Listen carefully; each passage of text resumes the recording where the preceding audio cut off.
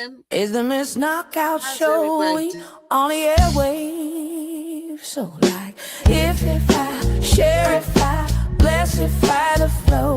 It's the Missknockout show. Now you already know. Hot topics, music, info, and more. If you ain't tapped in, what you came here for? MKO got the vibe, that's a full takeover. From beats to biz talk, yeah, the queen stay in clover. Trending every lane, I'm the glow you can't block. When I drop gems, whole chat goes shock. We don't do brokeify, now we amplify. Stay blessed if I let the energy fly. Hit that tapify, keep it all in the flow. Cause it's the Missknockout show. Missknockout show. Hot topics, beats and the glow. You rockin' with Missknockout. Let's go.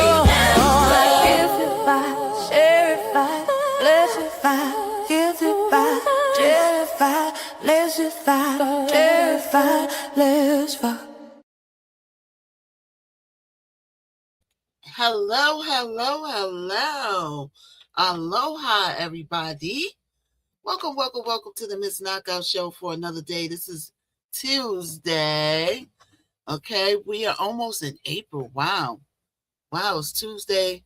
What is it, March 30th or 31st? Well, let me see what date this is. The 31st. It's Tuesday the 31st.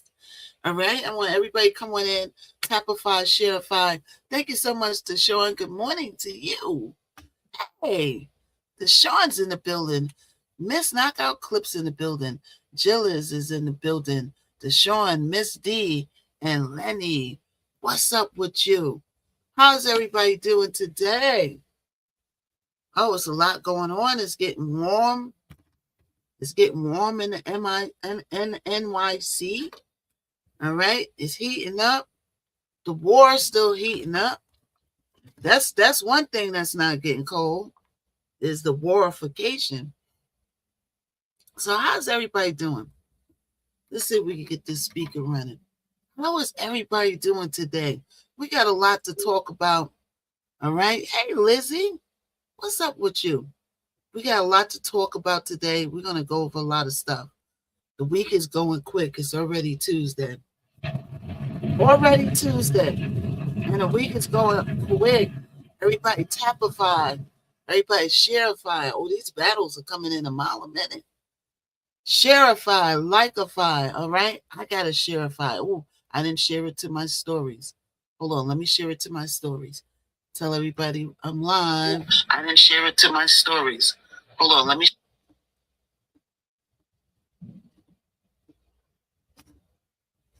All right. We shared it to the stories.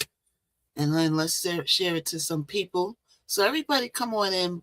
We are on all platforms, so you can watch the replay after I'm done. You can watch the replay on all platformifications. All right. Good morning, Lizzie. How are you? So everybody come on in. All right. So let's get it. Let me do some shares. Let everybody know I'm online. Let's see. Everybody come on in. Let's build the room up. Let's put some hashtagifications in the comments so we could grow the room out. Wow, I wonder what happened to Rozzy. I haven't seen her in a minute. Wow. Okay, BX. Okay, just inviting some people here. We're inviting some people in, so everybody come on in. Gather up in the room. Let's get it popping. All right. So let me just share it to a few more people. Okay, so we're going to grow the room, and then we're going to get stuff started because, we don't want to have to repeat ourselves now, right? So we're going to get it started. All right, hold on. Let's invite a few more people. A few more. Just a few more. Yeah. All right.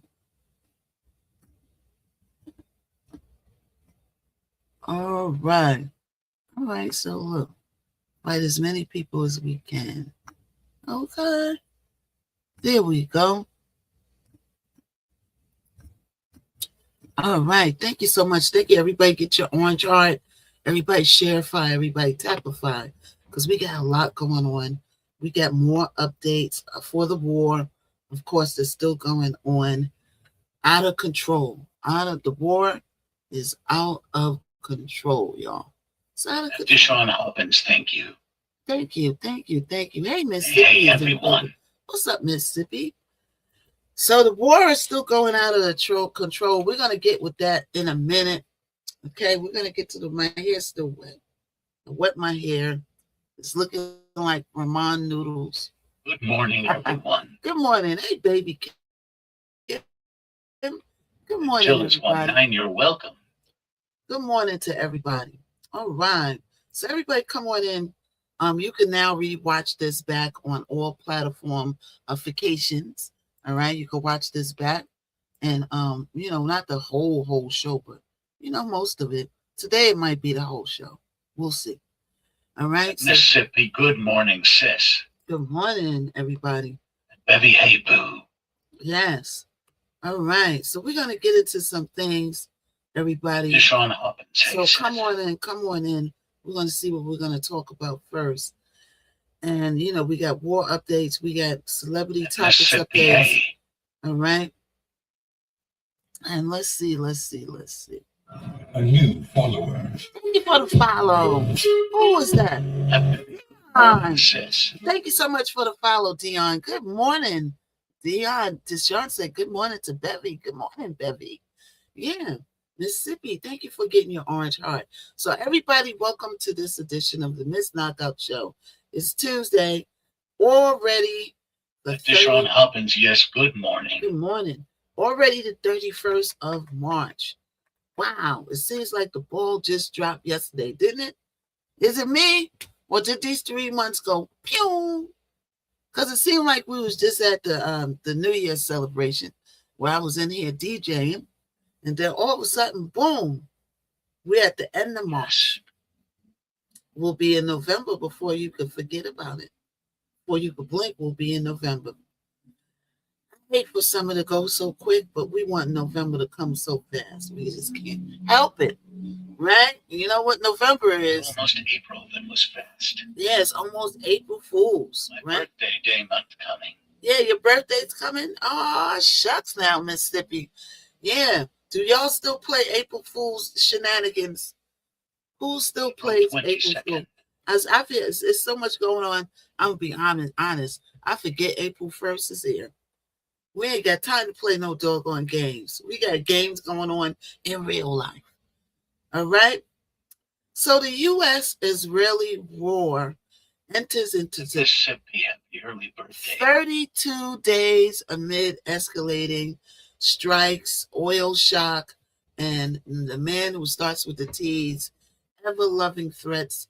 Every day he wakes up and he wields his iron fist. Deshaun Hoppins, thank you, sissy boo. His iron fists that are turning blue, gray, and every other color you can imagine, because who knows what's going inside that body? Who knows what's going inside? So he got hands turning purple. He got his neck is turning red. Right? So good morning, everybody. Let's get it in. Let's build the room up. First thing I want you to do is put hashtags in the comments. You're welcome, sissy. To help build the room out. Okay, I see Zoe over here in Y to the TV land. Hey, Zoe. Hi. Welcome. We got the trip to the Atlantic City. Keep forgetting to put that flyer up. I do have a pin though. I believe I do have the flyer pin, right? But I put it up. If anyone would want to go last minute, hit me up. 2 days of events in Atlantic City, all right, at the Claridge Hotel. We're gonna have a good time out there, all right. So everybody, come on in. Welcome to this fabulous, tantalizing Tuesday, and the warification still going up, still driving up our gas prices, still driving down the stock market into the pits of hell, all right, and it's still going on. Yes. So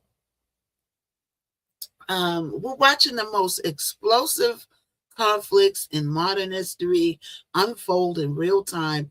We are on day 32. Yes, count them. Day 32 of the U.S.-Israeli military operation, because they don't want to call it a war because they didn't get permission to do it. Hold on, y'all. Let me clean the lens. They didn't get permission to do the war, so they're calling it an operation. Okay? That man who starts with a T didn't get permission from Congress to do a whole war. Where do they do that at? We wonder. Right here in the USA. Right here in the U to the S to the E A Z. Hold on, let me put my battery in. So,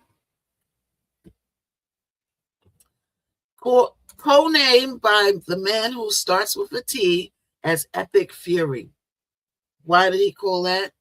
I don't know why he called it that. He should have called it Epic Disaster. The Epic Disaster.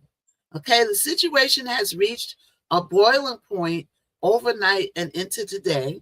Massive U.S.-Israeli airstrikes 7, good morning. pounded the Iranian city of Isfahan. 7, good morning, sissy. Good morning. The key, okay, hold on. A key population center of over 2.3 million people and the home of the critical Badr military air base. Eyewitnesses videos flooding social media show towering columns of fire and smoke lighting up the night sky as bunkers bust abominations, obliterate ammo depots and military infrastructures. Power outages are now hitting parts of Tehran, and Iranian state media is calling it barbaric escalations. So, in other words, the war is escalating, my people. All right. Now we're gonna go into some video, but the war is escalating, and the man that starts with his name starts with a T. He's running around like a chicken without its head, and he doesn't know which way to turn or what to do, but he's so busy trying to keep this going. And the EpiPen, okay. Once again, when does this man sleep? How could you do so much evil to the point where you just don't have no time to get a rest? Don't you got to rest that brain, Mr. Sir? No, you don't rest that brain. It just keeps spawning and spitting out my next evil thing I'm going to do next, right? Even though, thank you so much, Aileen, the EpiPen files are still building, unfolding. They're sneaking out more evidence, more parts of it that's undirect, that leaves his name into it. I'm hearing a lot of foreign countries, right? Okay, I got an email today. Well, hold on, y'all.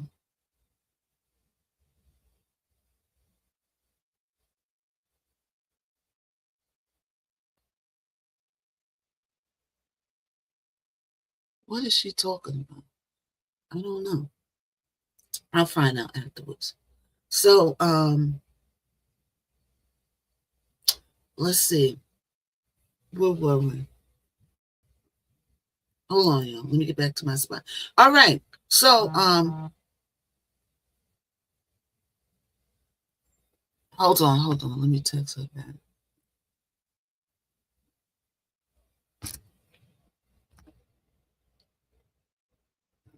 Never heard of that. You should call them and straighten that out.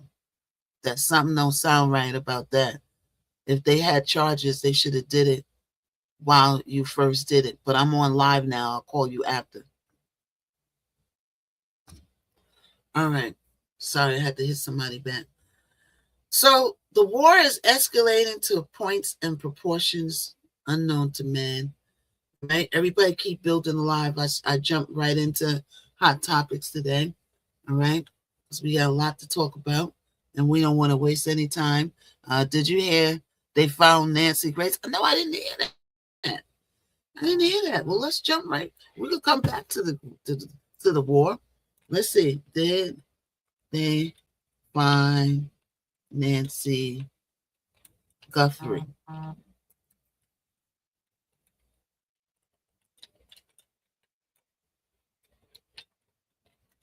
Okay, let's see. After all those days they found her. Now, when they found her, was she alive? She wasn't unalive when they found her, did it? Because I know you just said that they found her. Okay, it's coming up now. Let's see. Coming up now, people.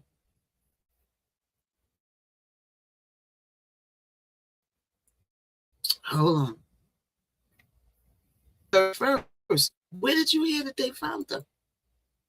Where did you hear that? What's up, Rev? How you doing there? 7, good morning, Rev. Good morning, Rev. Rev is in the building. Where did you see that? I'm trying to look it up now. Let's see. Radio. Nancy Guthrie. If they found that woman, it would be all over line. What's up, Amby? You heard it on the radio.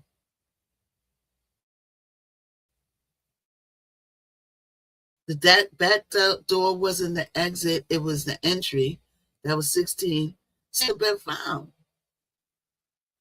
We got new details about it, but they said that she hasn't been found. So I don't know who's reporting that out. I don't know what radio station you had.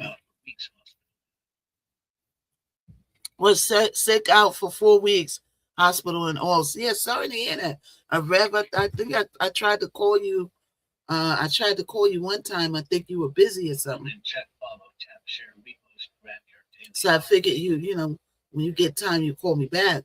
Because I think I had caught you at the wrong, you was in a meeting. But sorry to hear that, Rev. Sorry to hear that. I hope you're feeling better. Yes. So I'm not seeing that they found Nancy Grace. I'm not seeing it. And they said that she's still missing as of today. We do have a couple of few updates. Did anybody else hear that Nancy was found? Did anybody else hear that Nancy Guthrie was found? Did anybody? Wow, I wonder why they would say that on the radio and nobody else is talking about that. I wonder. I mean, we're going to get to that, but it's saying Nancy Guthrie is still missing after 59 days as of March 31st. Has anybody else in the comments heard that they found Nancy Guthrie? Put a yes or no in the comments. But we'll come back to the updates, though. Yeah, I don't know what radio station that was, but they are... yes, hope you're feeling better, Rev Mother. So, I don't know. We're talking about the war right now. Okay, everybody. Okay, so no. Deshaun says no. I think Daybreak is the one who heard it. Now, I haven't heard said that's something that would be all over the radio, the internet, the newspaper. If they found Nancy Guthrie, they would stop the news and say, right? It was me. Oh, it was Charlene. Oh, Charlene heard it. Okay, Aileen said no. Yeah, Charlene, there's no report about that. I just did, a full lookup online. There are some updates. And they're talking about how the back entry was the entryway and not the getaway. But as far as her being found, there's no talks of that. I wonder why one radio station would say that and no other outlet is reporting it. It would be breaking news. Yeah, it would be breaking news. It would be all over the internet. Every content creator would be talking about it. Everybody on TikTok would be talking about it. The ABC, the NBC News, TMZ. It would be all. You wouldn't even be able to look anywhere. I don't think that was funny. Why I asked? I don't think that was funny. That's why I asked. Thank you. I didn't think. Oh, you're asking me? Oh, you're asking me? Did they find it? Okay, wait a minute. Now I'm confused.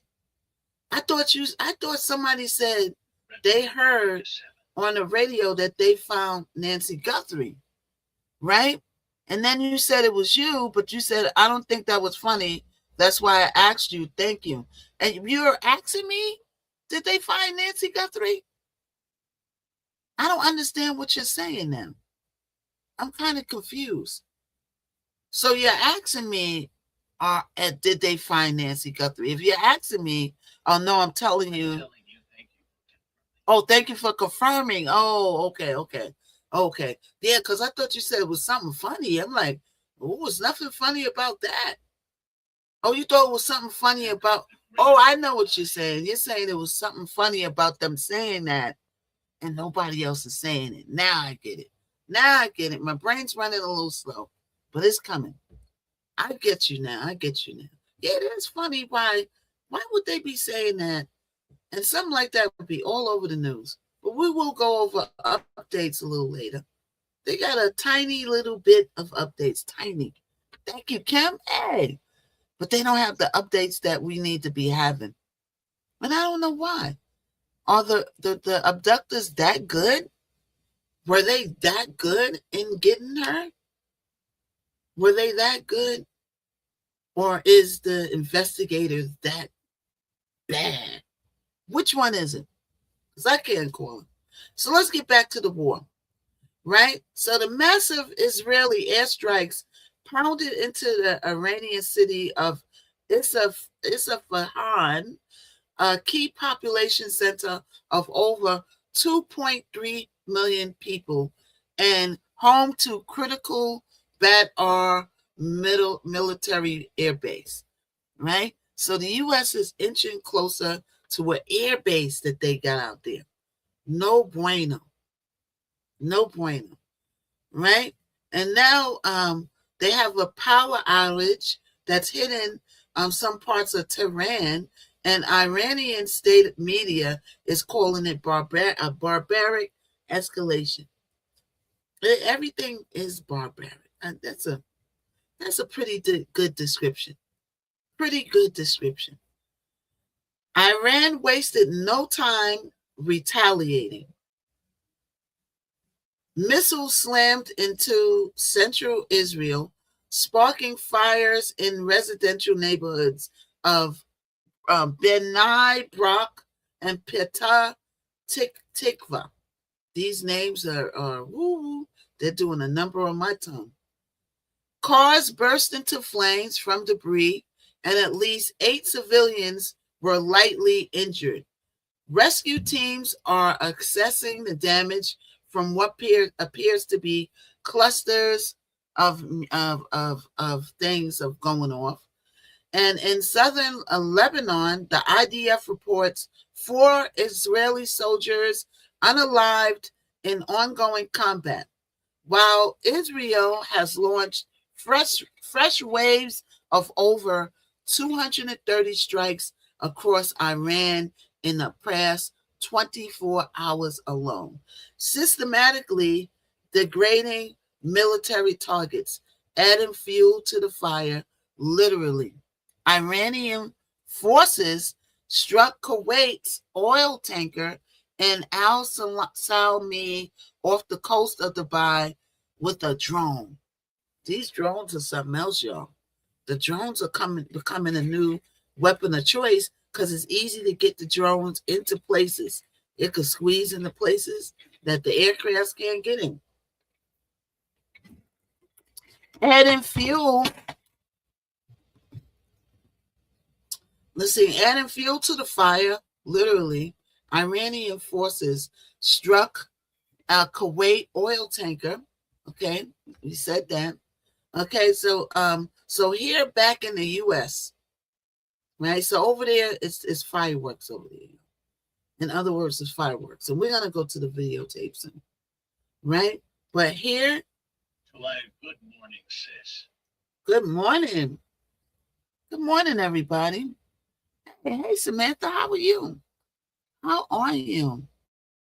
So here at home, the economic fallout is hitting Americans hard and fast. Now, I ask you this every day.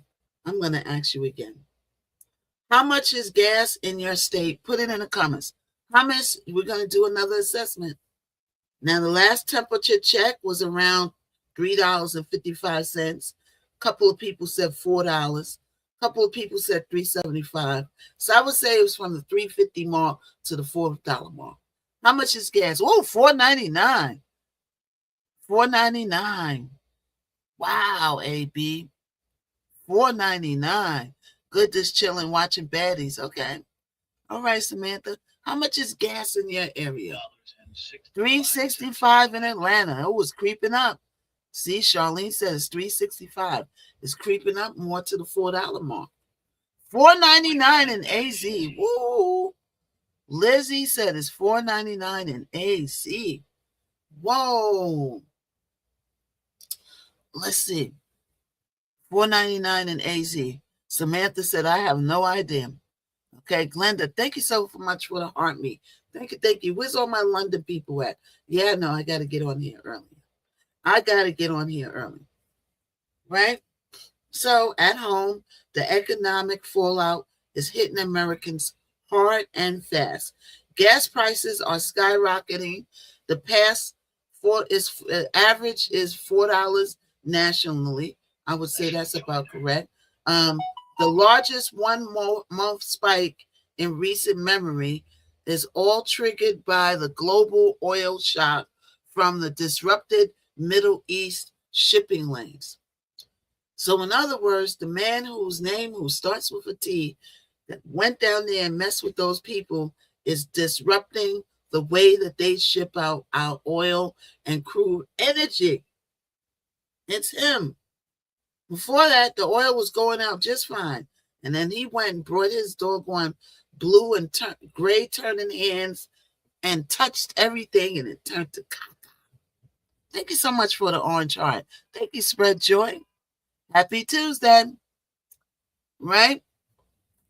Families are already feeling a pinch at the pump, with analysts warning that this can push inflation higher and slow everything from groceries to travel. The man who starts with the T took the Truth Note social, with his internet fingers. They stay going. And slow everything from President T took this Truth Social Monday night and posted what appears to be an imaginary of the U.S. strike and renewal of his stark threats.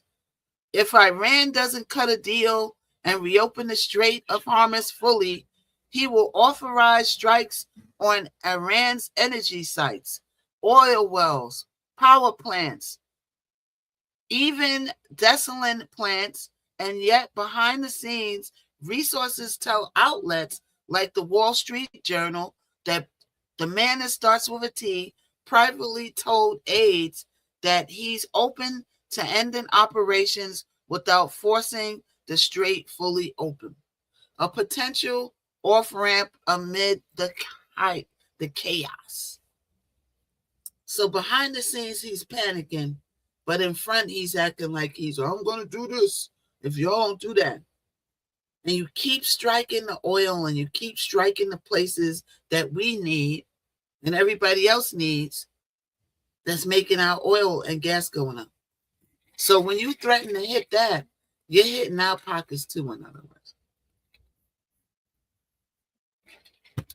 At the Pentagon today, Defense Secretary Pete Hegseth and Joint Chiefs Chairman General Dan Kane held a high-stakes briefing breaking down moment-by-moment successes, hundreds of Iranian naval assets neutralized, covert operations advancing, and warning that the next few days will be decisive as Tehran runs out of and options. They're running out of options because they're getting bombified so much. See, they don't have the equipment like we got at the end of the day, but they keep giving him a run for his money, some kind of way.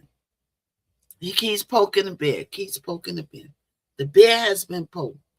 Meanwhile, thousands of more U.S. troops are deploying to the region for maximum options, and even as protests erupt here at home, we had the No Kings protests, against the war and related deportations.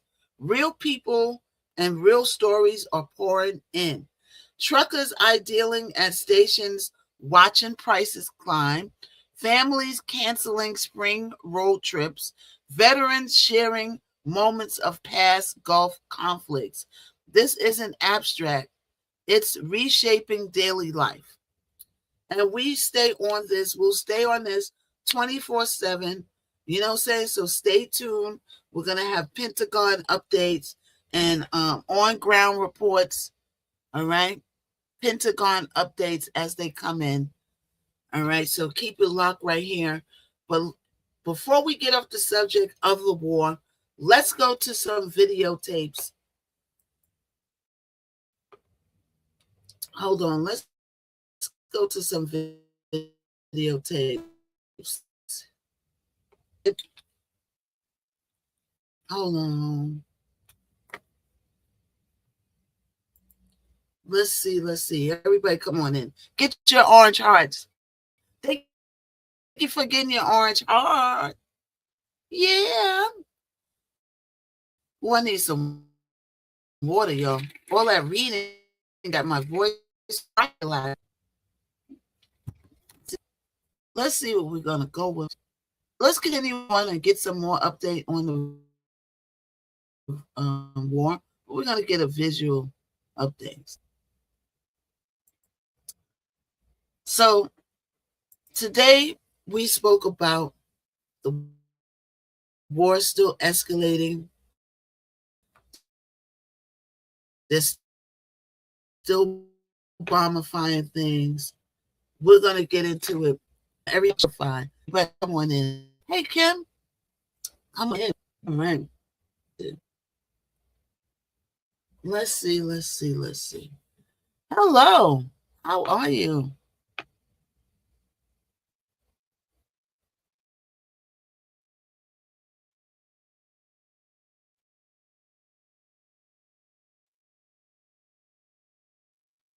A lot of boom, bam, boom, courtesy of the thing that starts with a T.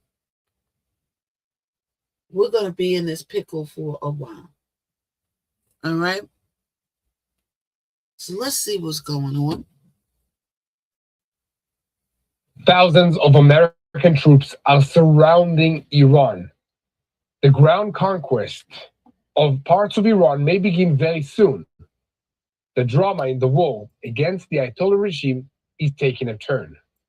It's a dangerous operation to extract more than half a ton of enriched uranium from deep underground in Iran being prepared. Is the plan to seize the secret treasure in Iran now getting on its way? All the details coming up right now. And today, the IDF reveals that what is really happening in Iran's universities. While the diplomacy is dragging, they claim that the mysterious bomb that paralyzed the power grid in Tehran yesterday and left the Revolutionary Guards deep in darkness was a graphite bomb. And we will soon bring you all the information about Israel's secret weapon that was used for the first time in this war. Donald Trump announced, I want to take control of Iran's oil. Iran is on the verge of a dramatic step. It's all about the oil. Into the air and it's declaring all about the oil, it makes no sense for us to keep the rules. After 4 days, Iran admits that a senior Revolutionary Guards official was eliminated. In Iran, they denied direct negotiations with the United States and claim there were no talks with the United States. We're listening. Only the transfer of messages. And the Gulf states are taking a dramatic step against Iran. And somehow, Zelensky is at the center of this matter. I'm Yair Pinto.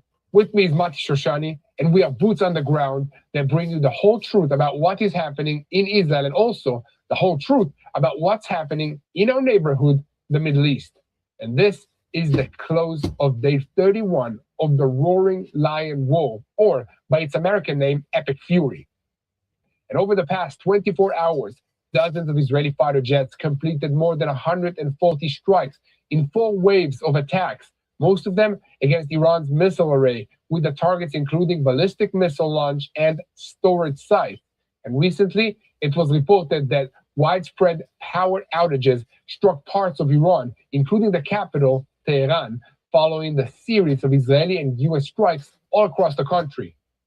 Reports from Iran and from open intelligence sources claim that Israel made a first-of-its-kind use of graphite bombs during the deep strikes in Tehran. This weapon, known as a blackout bomb, is intended to disable electrical infrastructure and also military facilities by creating massive short circuits without physically destroying the buildings. In Tehran, there are reports of darkness across very wide areas, and yesterday, all of Tehran was without electricity throughout the entire night. In addition to that, tens of thousands of American troops are surrounding Iran, and the conquest may begin very soon. After more than 10,000 American soldiers that arrived, Army commando personnel arrived as well. Right now, the question on the table is whether they will be used to help defend the Strait of Hormuz, or whether they will be sent to conquer territory or even to find the uranium in Isfahan. At the Pentagon, there are also preparations for the conquest and invasion of the Strait of Hormuz and the Karag Island. But behind the scenes, Trump is actually examining a dangerous operation to extract more than 400 kilograms of uranium from Iran, alongside an attempt to advance an agreement that would force Tehran to give it up. At the same time, the United States is preparing militarily for a scenario of ground action. Iran is dramatically reducing traffic in the state of... That's not your crude minerals and oil.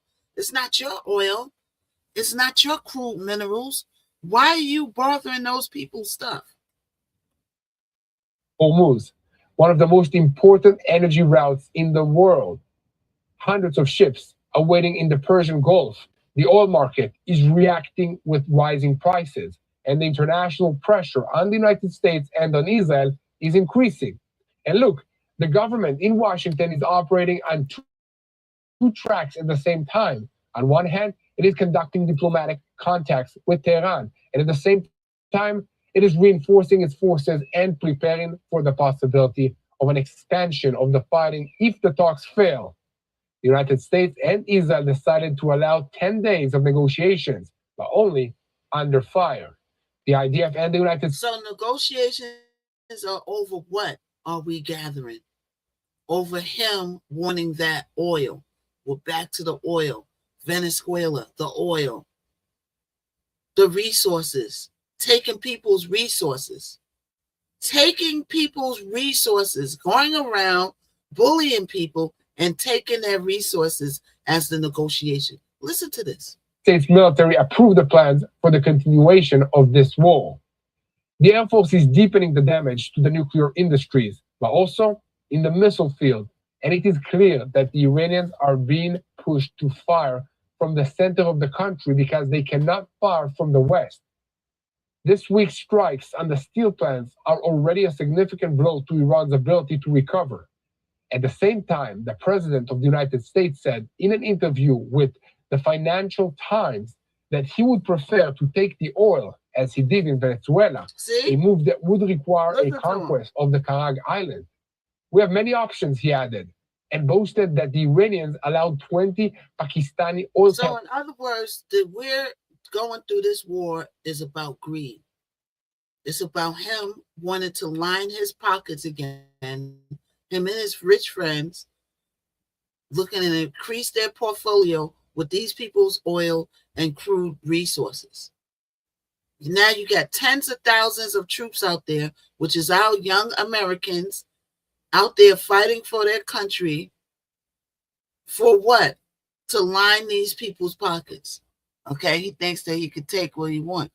Yeah, he thinks he can take it. And he's actually, the Strait of Hormuz as a gift to the White House. U.S. President Donald Trump claimed progress in the negotiations, but at the same time threatened that if an agreement is not reached and the Strait of Hormuz is not opened immediately, we will blow up and completely destroy all their power stations, oil fields, and Karag Island. And this is according to Donald Trump. Iranian Foreign Ministry spokesman Ismail Bagheri referred to Trump's remarks last night when he said that direct and indirect talks with Iran were in fact taking place.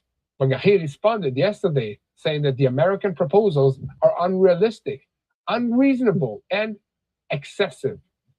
A member of the Iranian parliament is calling on Iran to withdraw from the treaty on the non-proliferation of nuclear weapons in light of the strikes by Israel and the US.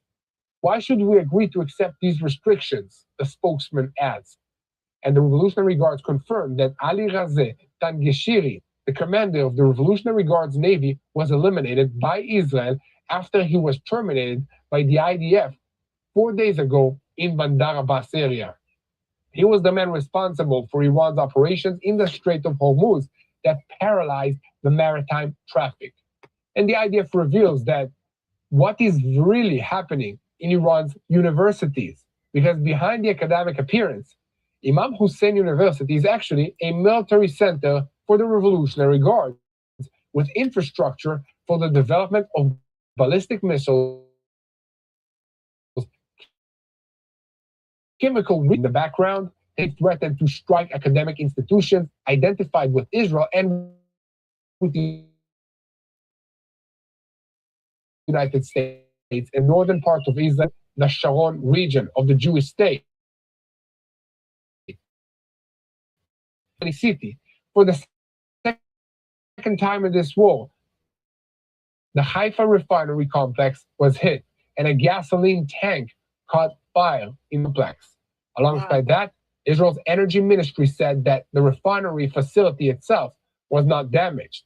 The IDF destroyed stockpiles of weapons and advanced missiles belonging to the Hezbollah terrorist organization in southern Lebanon as part of the ground activity. And after and raided Hezbollah terrorist infrastructure. As soon all the details are coming up on why this into this move that changes the nature of this conflict in faith with local interests presents an unprecedented security and economic challenge that raises the risk of broader escalation. Good morning. And the turning of the war into a world war. Now, notice what he said, turning the war into a world war. We're going to go to what Iran is saying about that. Okay, let's go to this spokesman in Iran. He's in Istanbul. All right, let's go to this because we always want to hear two sides of the coin. We want to hear what Iran has to say about this, how it's escalating. Right? Get into this. Let's get into this. It's easy to start selling on Depop. Just snap a few photos and we'll take care of the rest. Come on in. Okay, let's get into it. It was also non-proliferation regime and NPT, which was bombed last night by Americans. And it was the rule of law and international law which was bombed. So now we have to see how much room is left for diplomacy, and they will decide. I'd like to hand over to TRT World. So they're asking him questions, y'all. Let's see if they come up with some Minister, the U.S. President Donald Trump warned that Iran must now make peace. Otherwise, the future attacks, he says, will be far greater and much easier. So how is Tehran responding to that threats from Washington? Thank you. I think it's not up to Iran to respond to that. The whole international community should respond of such a clear threat against the United Nations Charter. Iran has done nothing wrong. We do not understand why Iran should be attacked for a false accusation that Iran is seeking nuclear weapons. It's now more than 20 years that we are trying to prove that our peaceful nuclear program is in fact peaceful and would remain peaceful.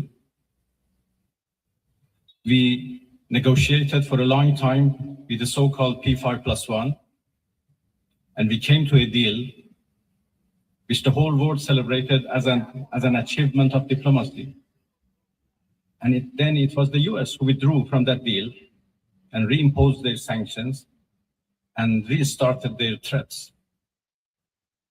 Again, we were negotiating with the same administration. Then all of a sudden they decided to attack us, first by Israelis, then by themselves. And now they are threatening us for more attacks. So it's not up to Iran, but it's up to international community to condemn this, to prevent this. Otherwise, there will be nothing left for the international law, for the security at the world level. The Security Council should play its role, should play its responsibility to condemn and prevent these kind of threats.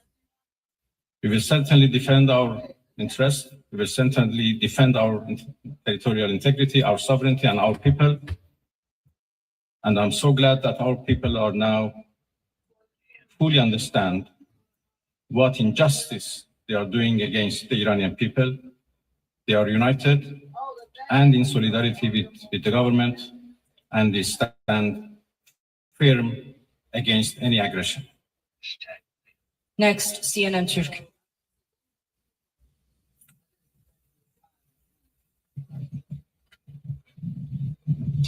Mr. Minister, how do you assess the West's stance on Israel massacres? No one seems to mention Israel's allegedly illegal nuclear weapons.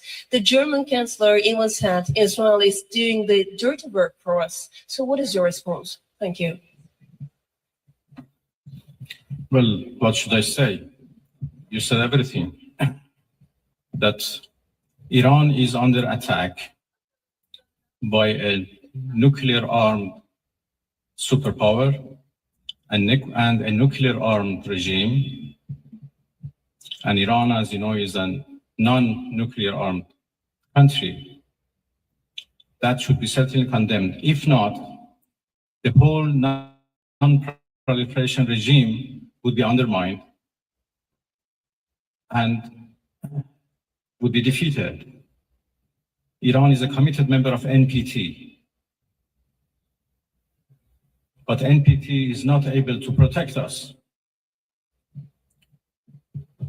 So why a country like Iran or other countries who are interested to have a peaceful nuclear energy should rely on NPT for their peaceful activities?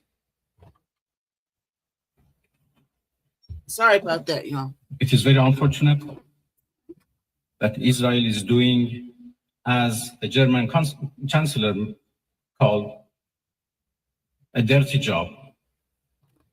And by the way, they supported that dirty job. It's a shame. It is a shame. They know that Israel is doing a dirty job and they support it, and they give it every right to do it, and they call it defending itself.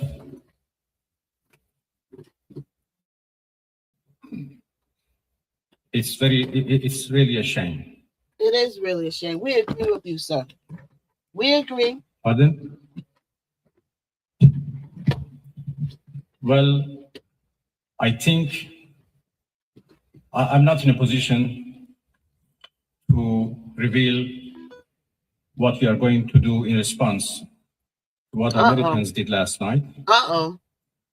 I just talked about the fact that NPT failed to protect Iran from its peaceful nuclear program.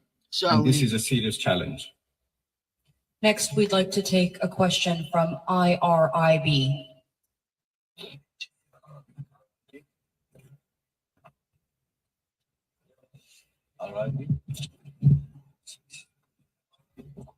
IRIB, if I can get a question from IRIB.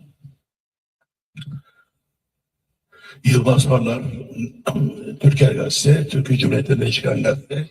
I'm from a Bir Turkic de net haber newspaper ajan. and also Sayın representing Bakan, Net News Agency. Çin'in İran'a destek verdiği söyleniyor. It is indicated that Bu China konuda is Amerika ve supporting Iran. İsrail tarafından caydırıcı olmasını nasıl How do değerlendiriyorsunuz? you evaluate its deterrence power vis-a-vis USA and Israel? And can we learn your expectations about your relations? Do y'all hear this? China is supporting Iran. Do y'all hear this? Because it's disrupting everybody's oil and energy and the way the energy is distributed around the world.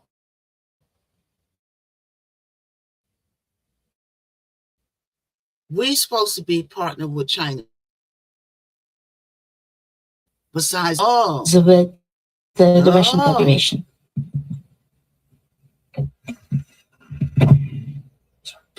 Well, there was a problem with the translation. Thank you for the I think the 31K, device, y'all. it doesn't Everybody work keep properly. I understood the last part of your question. Well, I'm going to Moscow How those this people can afternoon, still and I have right? a meeting with President Right, Putin don't tomorrow you? morning. I look at that too as I'm reading reports and I'm reading threads about him and his antics that he's doing. It's always somebody that pops up and says, "That's my president. That's he's doing a great job." It's like, what in your brain is making you be like that? Why is your brain like that? And I know everybody got a friend that's still on his side, and you just look at him like, do you want to have friends like this around? Because that's kind of dangerous. The level of brainwashing is dangerous on that note. It's dangerous. Let's listen to these questions. Russia, Iran, and we enjoy a strategic partnership, and we always They think he's a funny guy. consult with each other and He coordinate might our be funny, positions. but we ain't laughing at you. Russia has been a part and the participants of JCPOA, so they have been always a party to nuclear negotiations.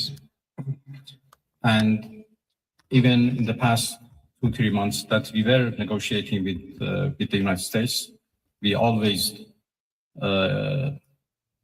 briefed our Russian friends about the latest about any progress or lack of progress in our talks.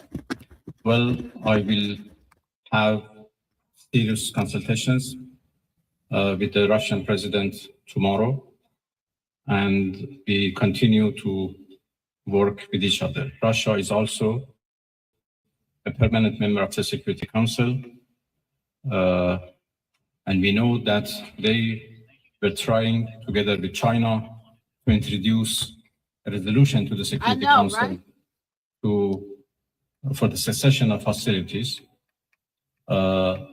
Obviously, now the situation has been changed, and I will have discussion with them at how it should be proceeded. Final question from IRIB. If we can hand over the microphone to the gentleman right there. Thank you.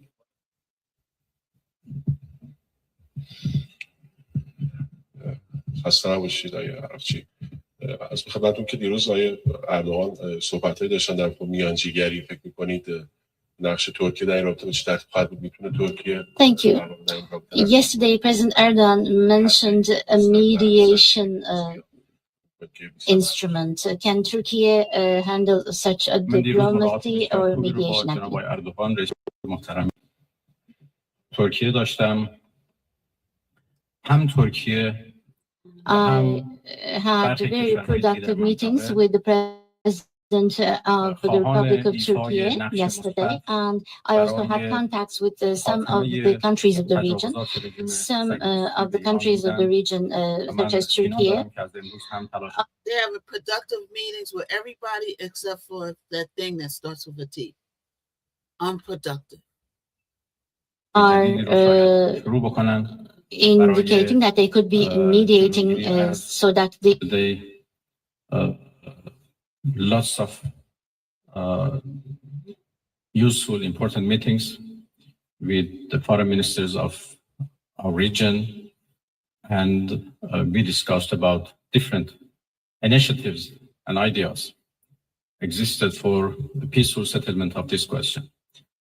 But as all of you know,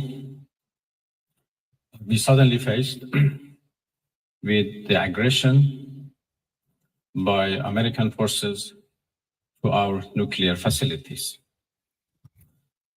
The Islamic Republic of Iran condemns in the strongest terms the United States' brutal military aggression against Iran's peaceful nuclear facilities. It is an outrageous... He said the peaceful nuclear facilities. The nuclear facilities are peaceful. And you're disrupting the peaceful. In other words, we wasn't thinking about using no nuclearic properties, sir. But now you got our wheels turning. See, this thing, he trying to start a World War III so we can get our minds off the EpiPen files. But we're not. We are not. That's why we're going to play the story times of those victims almost every other day in here. We're going to have a story time from an EpiPen victim to make sure that we don't forget about it. All right? How is that peaceful? I know. Well, crimes, it was peaceful to the fact that they wasn't pushing that button to launch them. But now that the Mr. T is in there scrambling up stuff, you know what I'm saying? Before it was out of sight, out of mind. And now it's on their mind. You know what I'm saying? Let's listen. Grave and unprecedented violation of the fundamental principles of the Charter of the United Nations and international law. During a lawless administration in Washington is solely lawless and fully responsible. We're experiencing a lawless operation that's going on. Lawless, meaning that they're not abiding by no laws. They doing what they want to do. F Congress, F the people. We're doing what we want to do. Lawless, following no laws, even though it's embarrassing. Of aggression.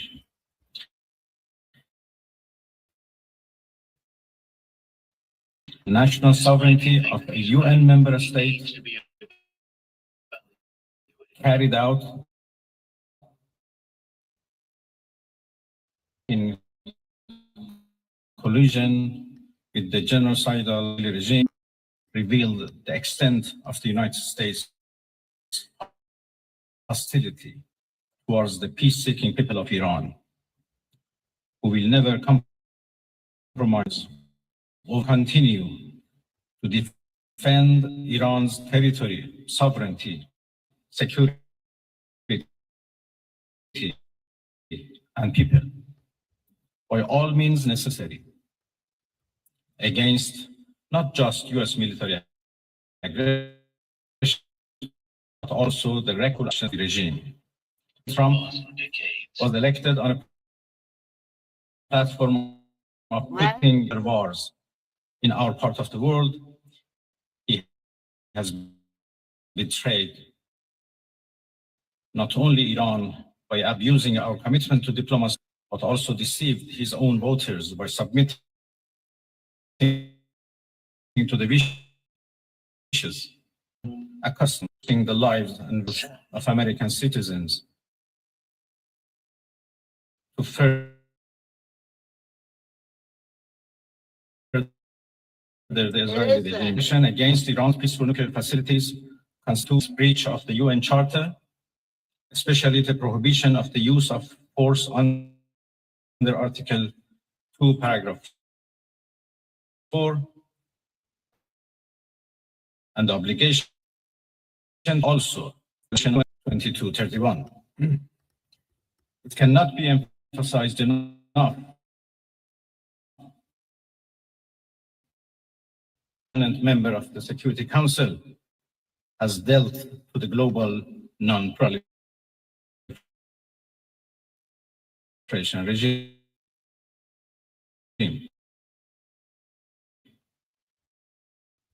Security Secretary General, the International Atomic Energy Agency, and other relevant international bodies of their duty and responsibility to this of international law.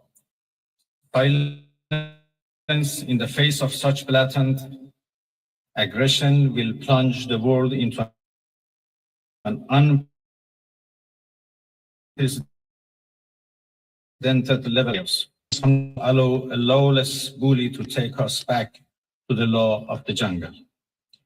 The Islamic Republic of Iran calls on the Security Council to convene an emergency session to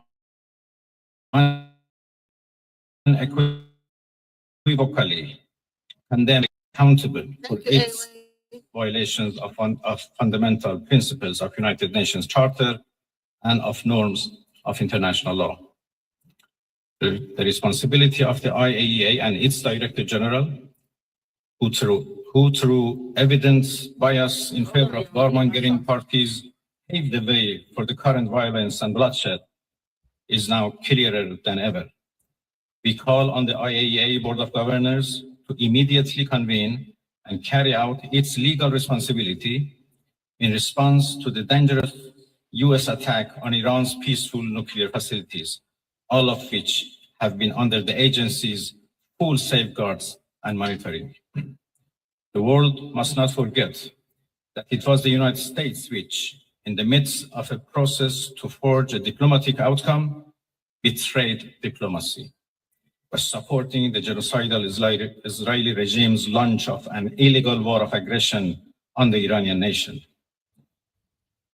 Not content with such malign actions, the United States itself has now also opted for a dangerous military operation and aggression against the people of Iran.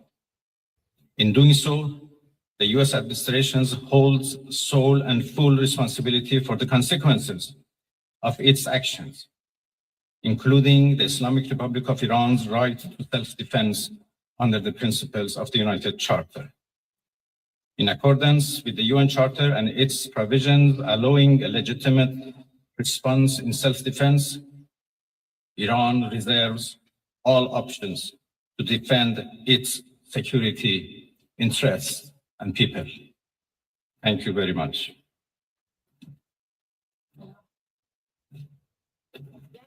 We will now be taking questions. We'd like to start with the Associated Press. Terrible.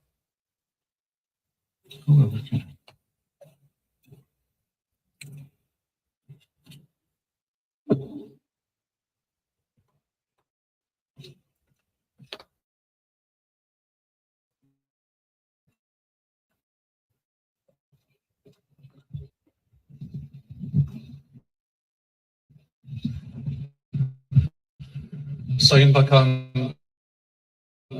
müzakere Negotiation is still open. Tamam. Oh, the door's still open. Şimdi ses geliyor mu? Can you hear me now? Sayın Bakan, Distinguished Minister, the müzakere question is hala as kapı açık follows. mı görüyorsunuz? Is the door for negotiations still open? Hadi değil mi? No translation.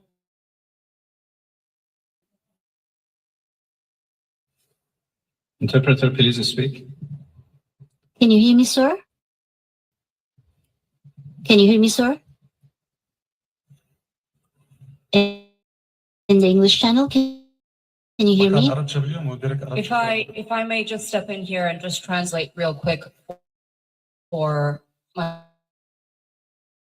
It's all right now. You can. It's translated. It's okay. Türkçe mi? Sayın Bakan Ahmet Gannam yine Televizyon Arabi. Müzakerelere hala kapı açık mı görüyorsun? Contact Tehran. What kind of damage has been incurred on the nuclear facilities? I made some sausage, y'all, because I didn't have anything to eat this morning. They're asking, is the negotiation still open? It's not no negotiation. That's not negotiations. That's him bullying them for their oil. Are you going to give me that oil? Are you going to give me that oil? Are you not going to give me the oil? Okay, boom, bam, boom, bam, boom, bam, boom. Now you're going to get, that's the negotiations that we're talking. Is there any intermediary country like Turkey, like Saudi Arabia, like Qatar? Are you continuing your such activity? Well, I have been in touch with Tehran, of course. I still do not have exact information about the level of damages, but I don't think it matters how much damages have been made. Attacking a nuclear facility by itself is an unforgivable violation of international law and should be condemned. Yesterday, as I said, I had discussion with foreign ministers of the region. Samantha said, let's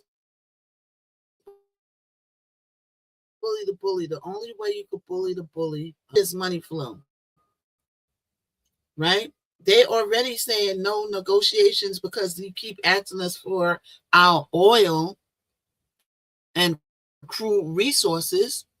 Those are the negotiations. Him lining his pocket. He's trying to get, before this term is up, he's trying to get somebody's oil in his fingers. Somebody's oil I'm gonna get a hold of. Go out in Texas and dig your own oil, sir. Go set up and shop in Texas and dig your own oil. Stop going around to these countries bullying them for their oil and crude resources and go find your own.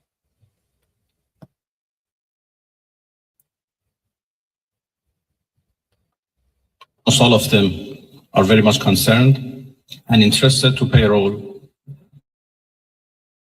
by Israel, of course.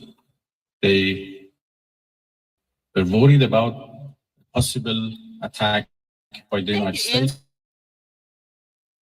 Israel? Yes, about the aggression. Well,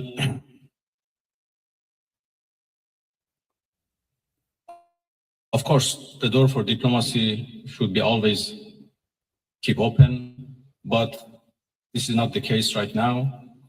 Our country has been under attack, under aggression, and we have to respond based on our legitimate right of self-defense. And we will do that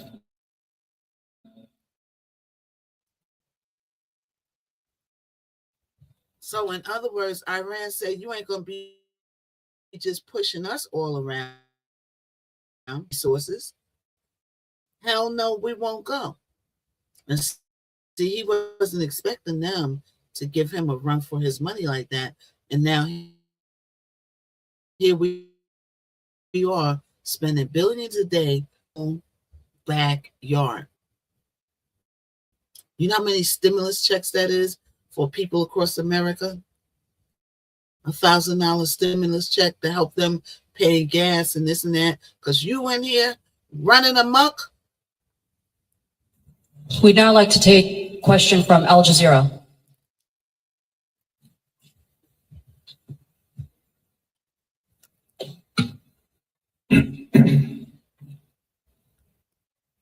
What's your question?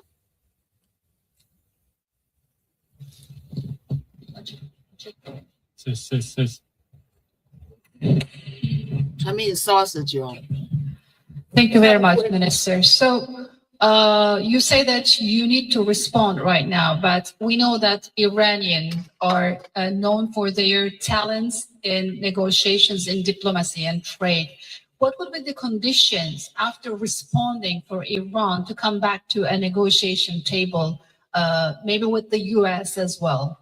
And Turkey has been offering that Ankara can mediate or response to that, because right now the US is technically involved in this conflict. Thank you. Well, I think it is irrelevant to ask Iran to return to diplomacy, because we were in the middle of diplomacy. We were in the middle of talks with the UTOP. And again, we were in the middle of talks and negotiation with Europeans. Happened only 2 days ago in Geneva, when this time Americans decided to blow it up. So we were in diplomacy, but we were attacked militarily.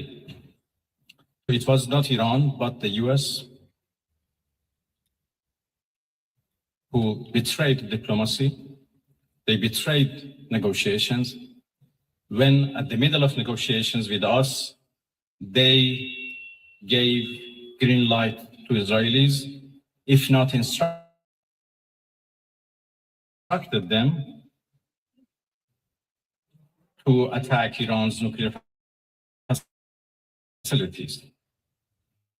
They are not men of diplomacy and force. And this is very unfortunate. It's very unfortunate, especially coming from a The country like United this. States showed that they have no respect to United Nations Charter. They have no respect to international law. It's him, sir. It's not us. He's starting all day, every day, AB. Any all day, every day. International law managing the board and facing challenges of the board.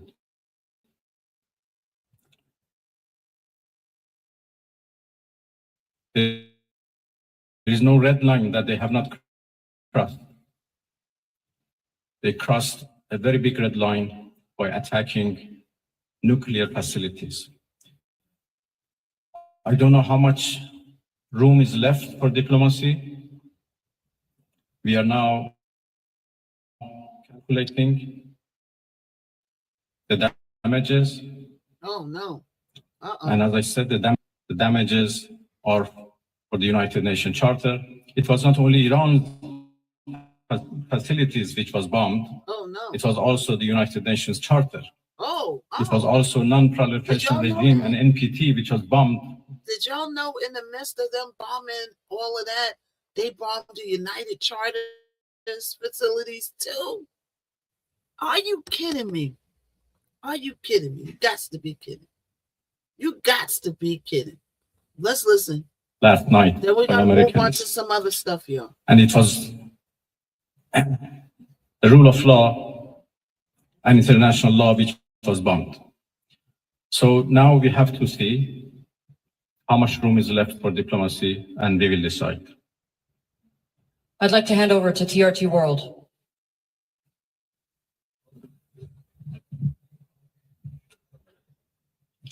Mr. Minister, the US President Donald Trump warned that Iran must now make peace, otherwise the future attacks, he says, would be far greater and much easier. So how is Tehran responding to that threat from Washington? Thank you. I think it's not up to Iran to respond to that. The whole international community should respond of such a clear threat against the United Nations Charter. What's that? Iran has done nothing wrong. They also. We do not understand why Iran should be attacked. Oh yeah, he's been in trouble. He been in trouble, crime. False accusation that Iran is seeking nuclear weapons. It's now more than 20 years that we are trying to prove that our peaceful nuclear program is in fact peaceful and would remain peaceful. We negotiated for a long time with the so-called P5+1, and we came to a deal which the whole world celebrated as an achievement of diplomacy. And then it was the US who withdrew from that deal. Thank you for the 50K and reimposed their sanctions and restarted their threats. Again, we were negotiating with the same administration, first by Israelis, then by themselves. And now they are threatening us for more attacks. So it's not up to Iran, but it's up to the international community to condemn this, to prevent this. Otherwise, there will be nothing left for the international law, for the security at the world level. The Security Council should play its role, should play its responsibility to prevent, to condemn and prevent these kind of threats. We will certainly defend our interests. We will certainly defend our territorial integrity, our sovereignty, and our people. And I'm so glad that our people are now fully understand what injustice they are doing against the Iranian people. They are united and in solidarity with the government, and they stand firm against any aggression. Next, CNN Türk.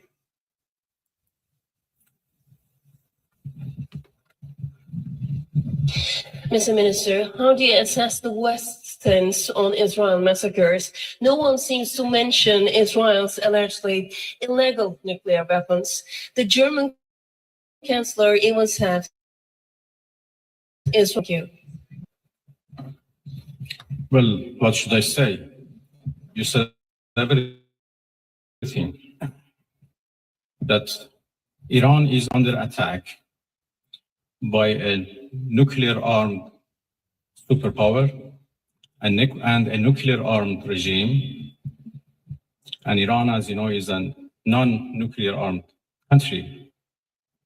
That should be certainly condemned. If not, the whole... So they said they're a non-nuclear armed country. So then how did they bombify your nuclear plants if you're a non-nuclearified country? That's very confusing. Hey, non-proliferation regime would be undermined. That's confusing to me. And would be defeated. Iran is a committed member of NPT. But NPT is not able to protect us. So why a country like Iran or other countries who are interested to have a peaceful nuclear energy should rely on NPT for their peaceful activities? That Israel is doing, as the German Chancellor called, a dirty job. And by the way, they support their... It's a shame. They know that Israel is doing a dirty job and they support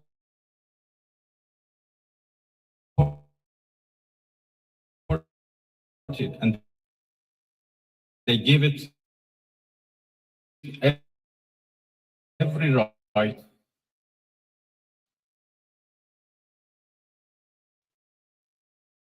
to do it, and they call it, well, okay. I think Ahmed talked about the fact that NPT failed to protect Iran from this challenge. How could a nuclear program Next, be we'd like to peaceful? take a question I'm from puzzled. Okay, so we're gonna skip. Go. We got a lot of stuff to cover, so let's get into some more. So that's the Q&A with Iran. Okay, they go on to ask some more and more questions. Let's see if we could get into this right here about the warnings that we're getting. Iran is issuing a sharp new warning to launch a ground invasion. Tehran's troops are ready to, quote, set them on fire. The threat comes as thousands of U.S. troops move into the region, and Pakistan's foreign minister says it will soon host talks between the U.S. and Iran. Chief Correspondent Jonathan Hunt is in Tel Aviv with the latest for us. Jonathan.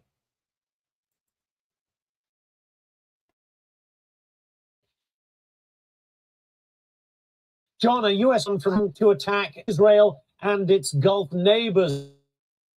A missile slam sending a hit of gray smoke over the area. Apparently, it was some sort of keep their windows shut and their air conditioning off because of toxic fumes produced as a result of that strike. Meantime, the U.S. continues to hit targeting manufacturing installations among the most recent targets for U.S. aircraft. As those 2,500 Marines that President Trump decides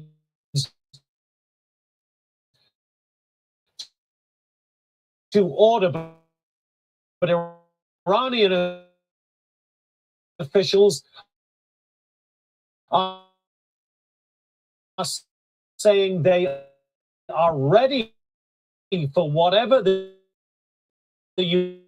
U.S. does next, and they are mocking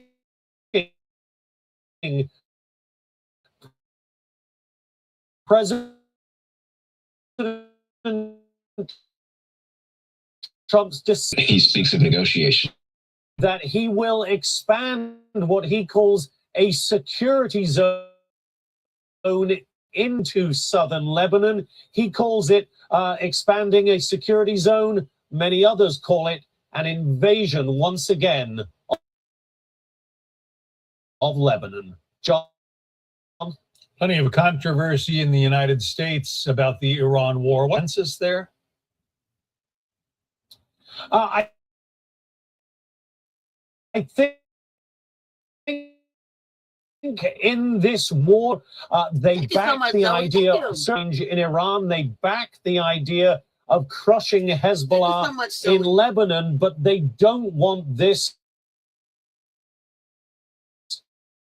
to be open-ended. The Israeli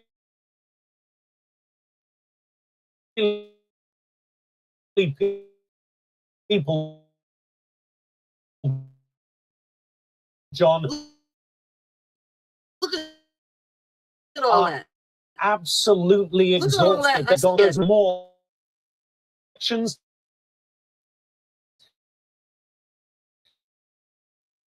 He has stressed what he has done over the last 3 years and how he prosecutes these wars in the coming months. John? Wow.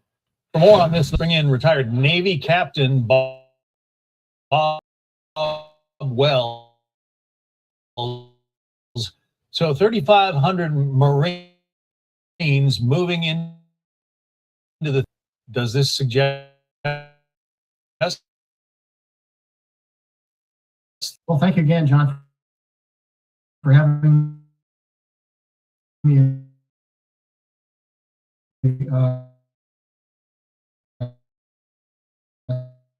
certainly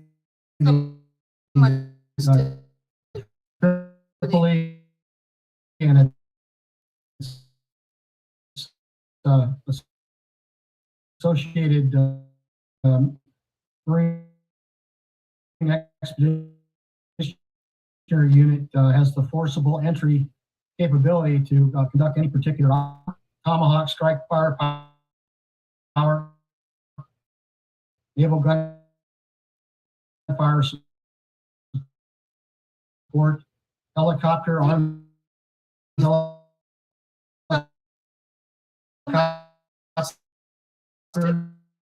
persistence option that the president represents. I really think we're in the third quarter. Is if that's part of their mission since of times, listening to the IRGC in Larock Island or off of Keshem.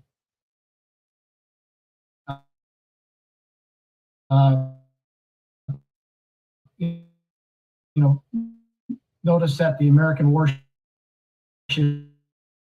are coming through the Strait of Hormuz. It's got about a 2 nautical mile operation in the international, and things go back to its internationally recognized transit areas. They are formidable. They are a force to be reckoned with. So I think the Marine Corps, if they chose a forcible entry option, not only looking at the Strait of Hormuz like Jazz, which is another export area for Iran for their oil, or even Kharg Island. What about the uranium? We know the Iranians have been enriching it. Even if it's not on board a missile, it is dangerous. An U.S. Army Special Forces veteran, Jim Hansen, says we have a lot to be concerned about there. Listen, one of the main things we have to get is the enriched uranium.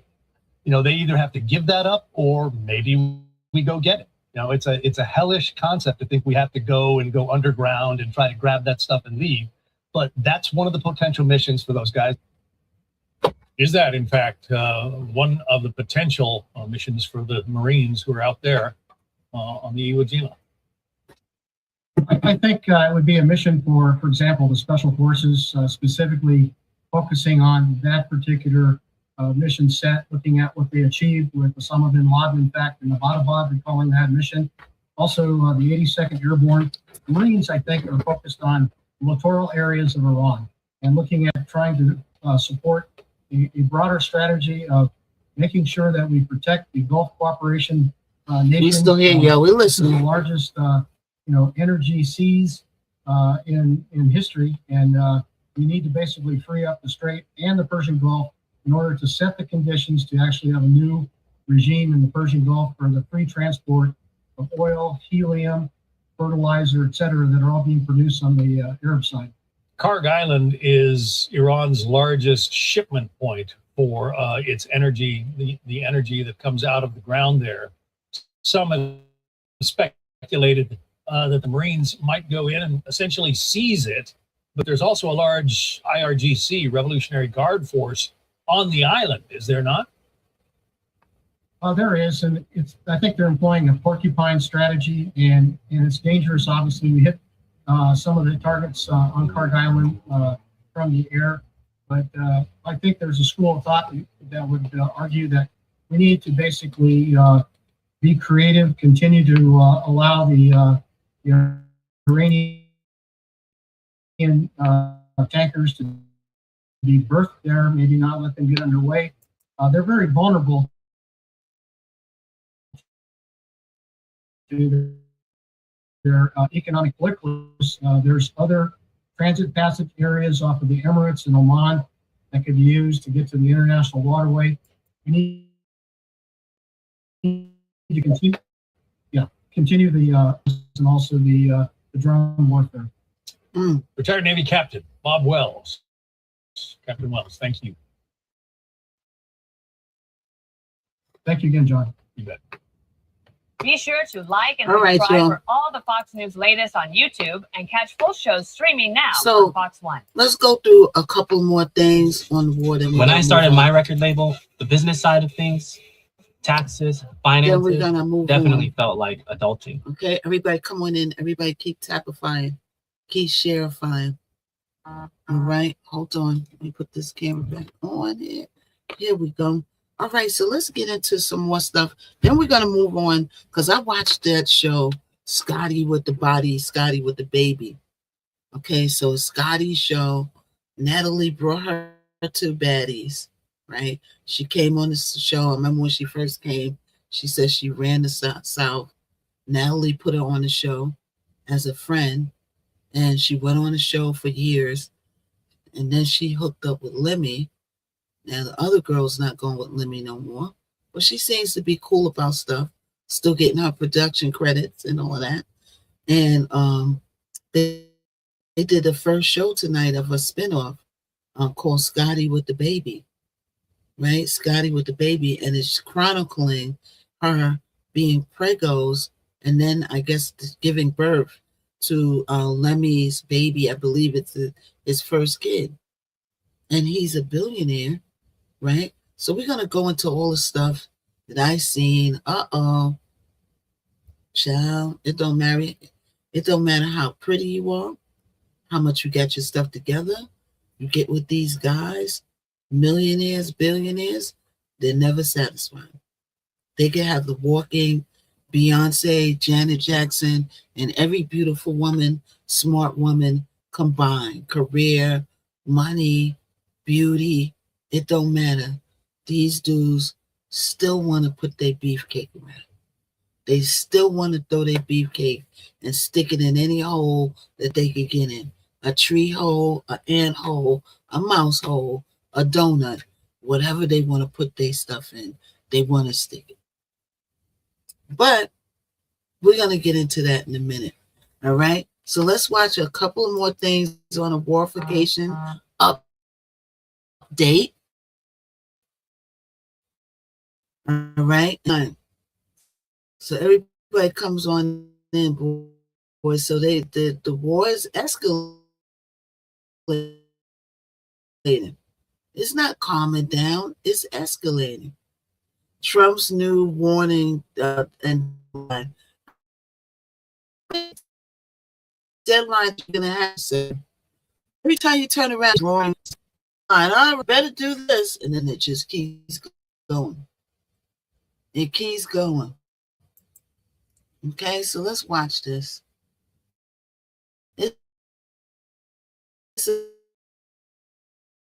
a man. I usually like to watch Fox. I like CBS. Fox is on his side. Ain't it? Ain't Fox on his side? Don't he get them more under his under here? All right, everybody. So let's do it on Scotty with the baby.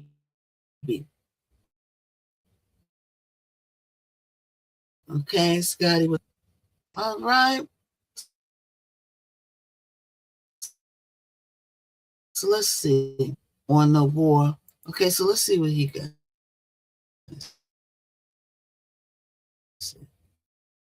Let's see what he got to say, y'all. I don't know.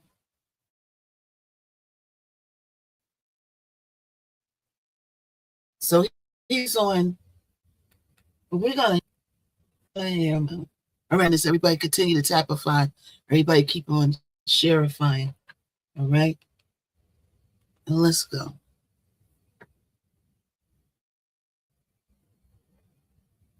It is really setting the stage for an infrastructure war. I mean, we spent so much time focused on the energy aspect of this here, but it is interesting to see when attacks, and that is strike. Again, I would call it of their weapons. Hold on, that's the wrong one.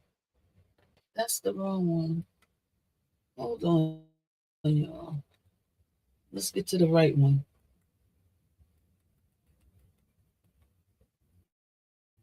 Let's see. Okay, here we go. We want this guy right here. We want CBS broadcast today. Defense Secretary Pete Hegseth has started the Pentagon brief. I had a chance to bear witness, and I witnessed the best of America. I witnessed warriors, a brotherhood of men and women, warriors all, active duty, guard, and reserve, united in their love for each other, their shared purpose, and their commitment to the mission. I witnessed sheer competency. I watched a private first class confidently calling out an enemy missile trajectory to a room full so he of making officers. it seem like everything Everyone is focused. beautiful. The room was locked in. 2 enemy missiles successfully shot down. I spoke to Air Force and Navy pilots on the flight line who every day both deliver bombs deep into Iran, but also shoot down drones defending their base. Just returned from the skies of Iran and Tehran. I put on a headset and spoke to one crew in the cockpit, locked and loaded each and every day. I witnessed ingenuity, American ingenuity. I met the young Army officer who figured out how to neutralize maneuvering enemy missiles, saving countless lives. His commander confirmed that the whoops and cheers erupted in the Tactical Operations Center when his new approach was first successful. I met the Air Force intel analyst who refines target packages faster than the enemy can adapt. I actually gave him my card and told him to keep me posted on the ground truth. I did the same with his boss, a colonel with a heart the size of Texas and a beautiful deployment mustache. Well, at least somebody got a heart. I witnessed lethality. I met a junior airman as the sun was going down and a chill was setting on the tarmac, who, when asked what they needed, she simply looked up at me with a sly smile on her face and said, "More bombs, sir." More bombs, she and said. bigger bombs. And bigger bombs, she said. We will happily oblige her. What? I met the Army targeting team who found What? and sunk the pride and joy of Are the y'all Iranian listening Navy. to this? Their fighting position plastered with images of sunken enemy ships. She said more bombs. And I witnessed urgency. No, we're not saying more Right bombs. when we sir. landed, another C-17 landed just minutes after us. And within 30 seconds of the aircraft So coming, he works for the man whose name starts with a T. So his job is to make everything look like it's beautiful and it's going wonderful when it's clearly not. But we're going to listen to him now. Come on, go to a off, full sir. stop, a team Go on the off. ground pulled up and the cargo was being uploaded. Wartime speed. To a man and to a woman on the ground, in the air, on the flight line, and in the talk, I heard, "We want everything faster, higher op tempo, wartime speed." That's The what feeling she was said the she exact wanted. opposite of the Somebody rotational wants units that. year after year in the wars in Iraq and Afghanistan that we're so familiar with. In those wars, it was always about the next rotation, never knowing when the mission would end or exactly what the mission was, year after year. Not with epic fury. I witnessed urgency to finish the job, urgency to achieve mission success, not looking at the next rotation, only moving as fast as possible to win. I got a chance to troop the line, to witness firsthand what we already know is true. Spoke to all ranks and all services, none of whom knew we were coming. It was not rehearsed or scripted. Sometimes we just wandered. What I witnessed was motivation. It was sheer mission focus. It was the American warrior unleashed. It was the kind of warfighting American spirit that comes with a clear mission against a determined enemy. A crew chief Determined enemy summed who it up didn't bother nicely. you, but you went over there He and said, "It's messed with been a busy few weeks, sir. Tough stuff. But I'm so honored to be called up. This fight is long overdue. We need to address it for our kids. We cannot pass the buck. Please thank the president from us." I heard that time and time again. I asked each young Please American, thank the what do you president. need? And nobody said better Please equipment. thank the president. Nobody said more comfortable living For conditions. Nobody what? said send me home. Well, of course, eventually we want all those things. They do too. But what those Americans said to me, young and old, officer and NCO, male and female, black and white, was let's finish the mission. Get us even more bombs, bigger bombs, more targets. Let us finish this. What's up, In K-Mac? fact, Admiral Cooper noted this morning that the 3 Air Force captains shot down by Kuwaiti-friendly fire early in the fight weeks ago. They never left the theater. All dropped bombs over Tehran last night. Bombs over Baghdad. These men and women live the Iranian threat every day, incoming missiles and drones, and know what what the world would look like if Iran had the most dangerous weapons in the world, a nuclear weapon. As President Trump has said time and time again for years, and in this administration, Iran cannot have a nuclear bomb, and they won't. These troops, they want to finish this fight for their kids and their grandkids. This is about history. This is about legacy. Success matters. And because of this president and these Americans, we're closer than ever before to winning. President Trump is doing what no other president What are we winning, sir? to do. What do we win? Previous What's the presidents were prize? all talk. He's all action. On the battlefield, because of the latitude the president has given us, American firepower is only increasing. Iran's decreasing. We have more and more options, and they have less. Just 1 month in, only 1 month terms.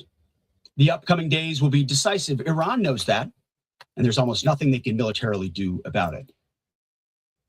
Yes, they will still shoot some missiles.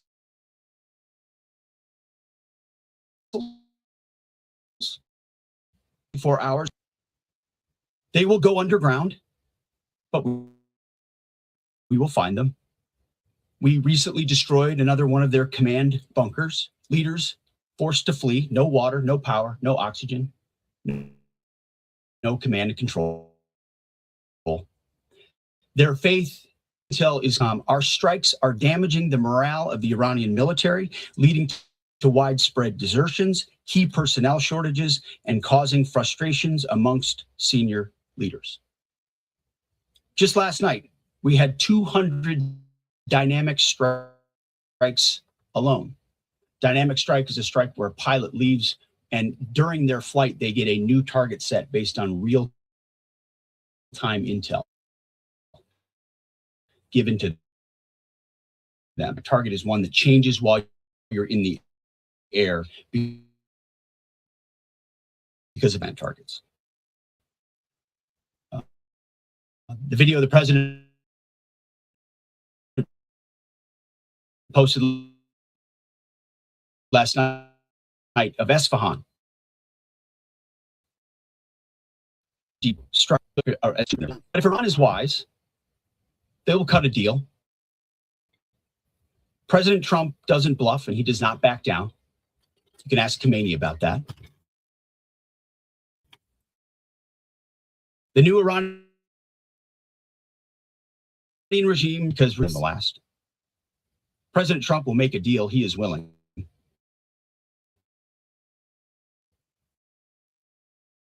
And the terms of the deal are known to them. Even more intensity.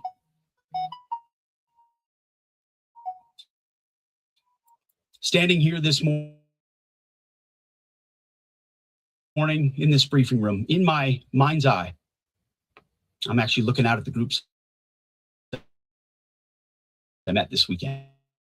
The air defenders, the base security, those maintainers. So we walked up at sunset with the chill in the air on the flight line. Each day, may his almighty and eternal arms of providence stretch over them and protect them and bring them peace. In the name of Jesus Christ. and amen. I'm not praying to Jesus after Thank all you, of Mr. this. Secretary. And good morning, everyone. The service and determiner than themselves.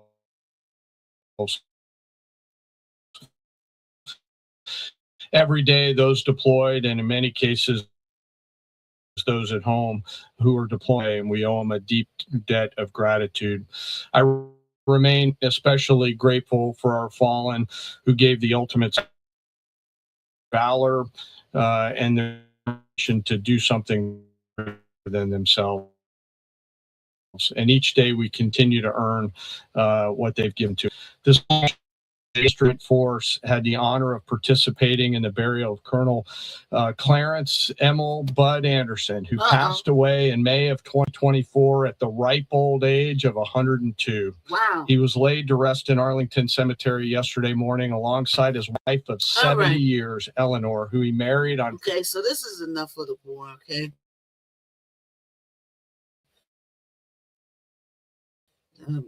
Rest in peace to his soul.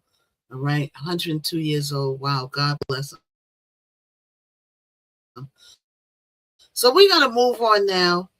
I watched yesterday, the new spinoff from Scotty is the girl who Natalie brought to baddies. All right, in the beginning, she brought her there, said that she's gonna be helping her do whatever. In the midst of that, she gets with the owner of Zeus, Lemmy Plummer. Now, I could see why Lemmy Plummer likes Scotty, and I could also see why Scotty likes Lemmy Plummer. Plummer has quite the person, likes acting like Chris Tucker, imitating Chris Tucker. So tells you the type of humor that he got. So the baby shower was beautiful. Of course, Lemmy got a whole lot of money. Okay, the baby's gonna be set. She will have a paycheck. So good for you, Scotty. You secured the bag for the next 18 to 21, right? But what we all know is, and what I observed in my lifetime is, when you have a guy that has money, set in his ways, and when you have money, you also have what? You got other girls chasing you, wanting you, around, trying to corner you, that's prettier, smarter, all kinds of girls, right? But a lot of women think that having a baby is going to change a man. And we always find out, no, a baby does not change a man. As a matter, it might make this man worse, right? So they had this big, beautiful baby shower, right? I'm going to bring up some other people's views too. But first, I want to give my view, right? Then it went off to him and her. They spent about a good, they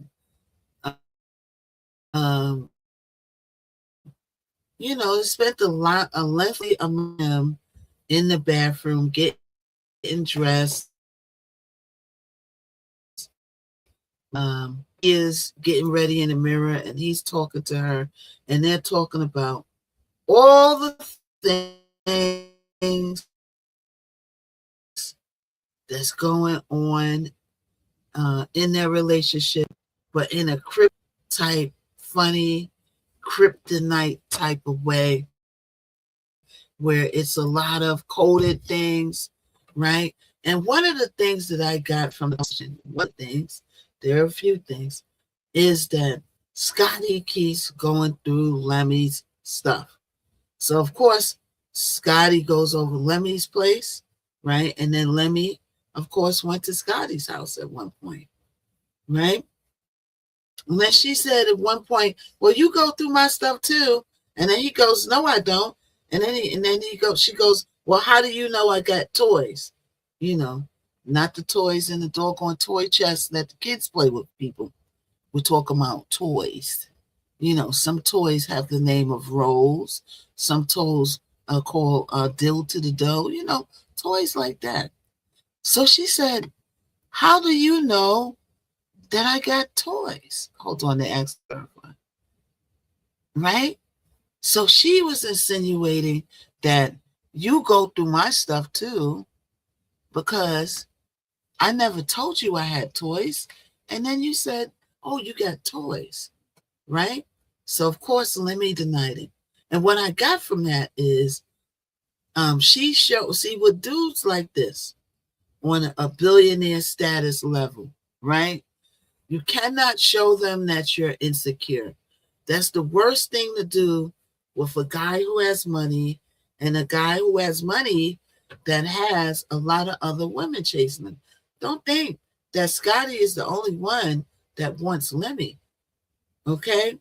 We don't know the full story on what happened that led him away from Janisa, but he seems to have made his choices. He was probably, and I would say allegedly, seeing Scotty on the tail end of their relationships, because he says at some point that he takes accountability for his actions on the way that relationship ended. So that indicated that maybe it didn't end so nice. All right. Now, let me pull a trailer up for Scotty with the let's see if we can pull. Okay, let's pull a trailer up for Scotty with the baby. Right? Scotty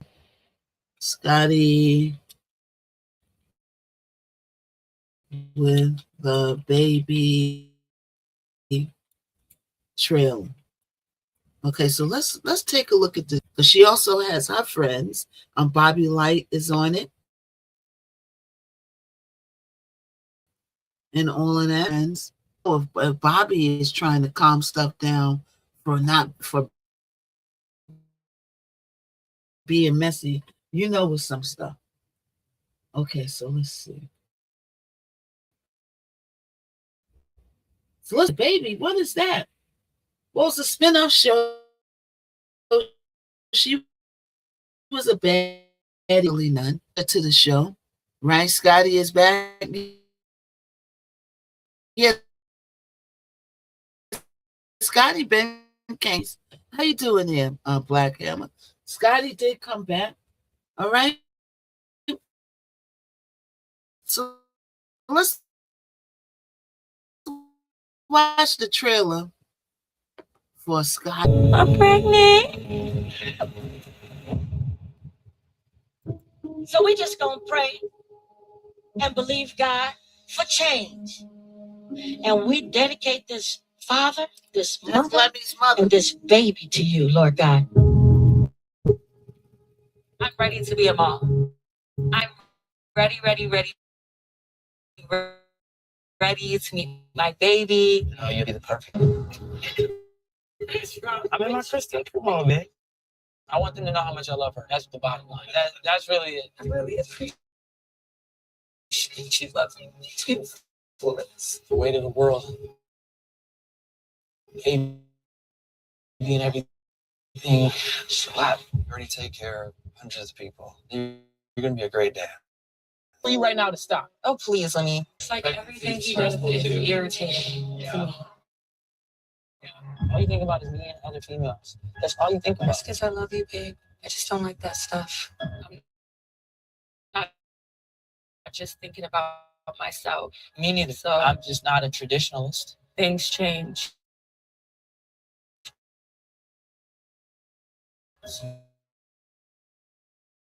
No.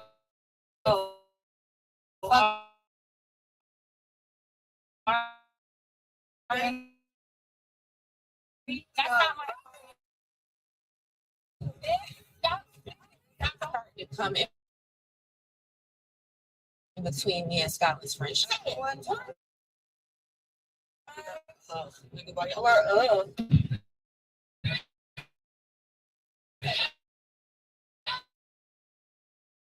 He fell from up there? What the fuck? Hey, Jelly. I just couldn't imagine this out there. Your mama see that. Get ready to watch the real show. Yeah. Thank you so much for the orange one.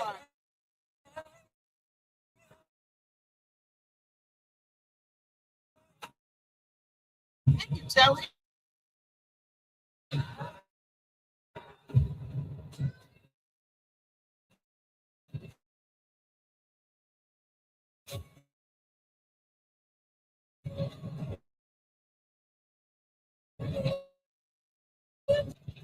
So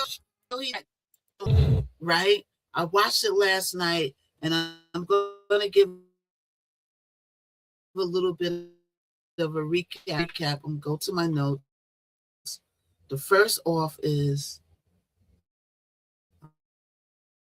hold on, is,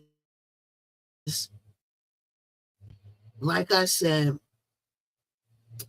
it's a $1 billion company, not millions, that Zeus has turned into a $1 billion company.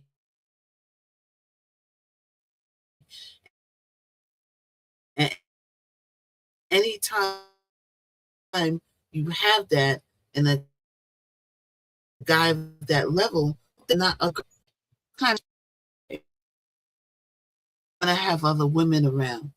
And how rich, how smart, how much you together, you can have the sparks flying out your hoochie for that, and he'll still manage to find a way to take his beefcake and stick it in any hole manageable. And you think, and the baby, that you're going to change him. No, I mean, for the millionth time, not going to ninja. He's so much to be with. Now, in the midst of this, you heard Lemmy mention, I'm not a traditionalist.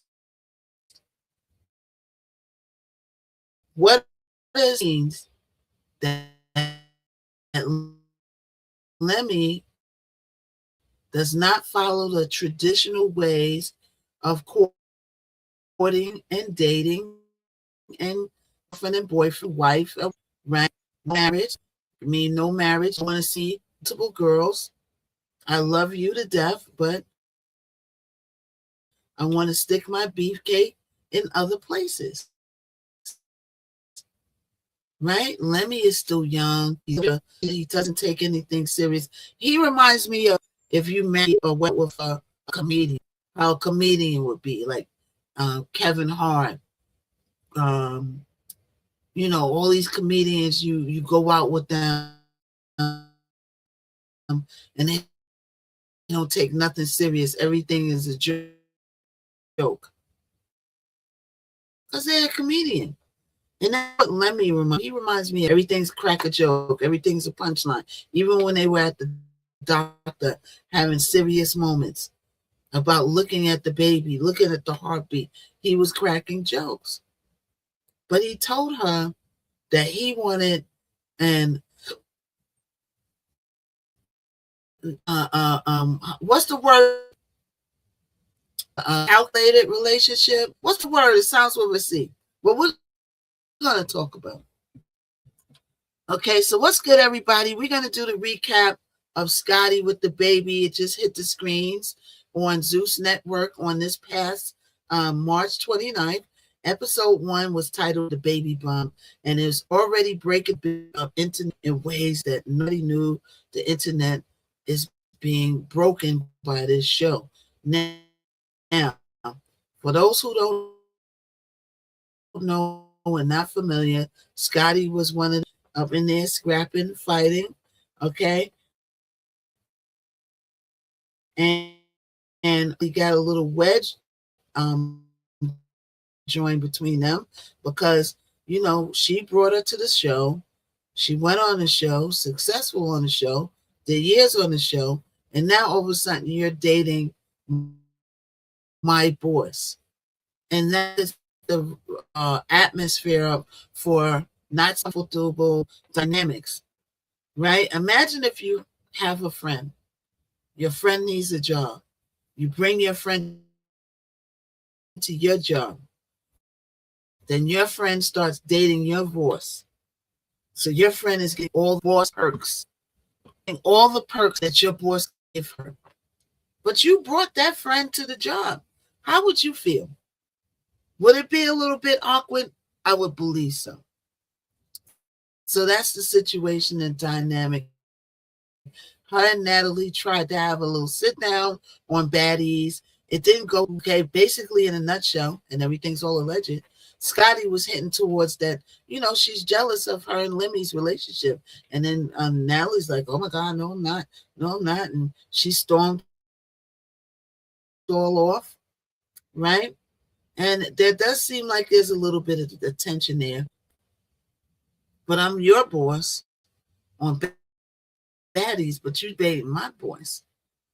So what happens if it's a real problem that comes up? Then you go to my boss because y'all are, to Marbo, and whatever my views are, and get him because y'all join forces. It's an awkward situation to deal with, right? So this isn't your typical baddies fight fest. It's Scotland Ryan is her name, aka Scotty with the bodies, is spinning a full mom mode with her baby daddy, Lumio Lemmy Plummer, the actual CEO of Zeus itself. Now we're talking a pregnancy glow that she has. She was glowing. She's beautiful. I had an interview that was very, whoever set that shower up, you did a great job, right? It was beautiful. Right? And so now they took a trip to Thailand in the midst of this, and they took a raw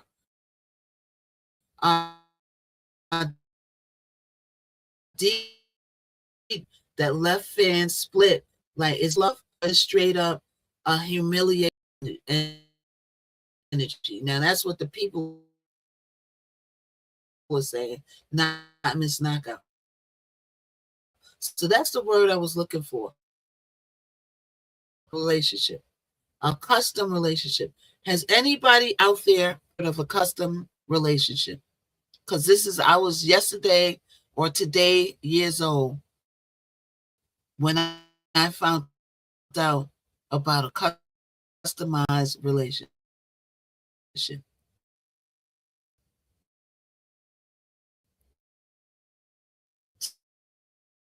So now you can, there is when you appear to be dating a guy who is really the G word, that's dating guys, but y'all are dating to take people and deflect from the fact that he's seeing guys undercover.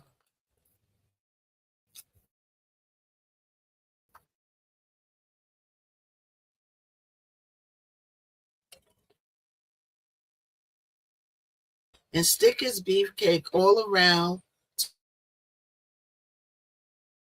to whomever is on that roster. I don't know. I could just imagine. I guess she's not a wife yet. So I guess it'll be, is it Polly? At the end of the day, it's Polly. Why are y'all inventing up all these new words? So they took a deep dive and a very uncomfortable one in their customizable open relationship that has the fan split is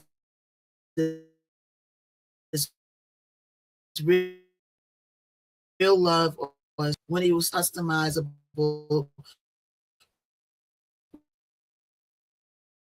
relationship. One saying she didn't want to talk about it, right? But on the other hand, we know that with these reality shows, there's no views. And Lemmy it's not his first time around the rodeo, and he knows that he got to create conflict. And he's creating that conflict for me in real action that she don't want to really talk about scenes.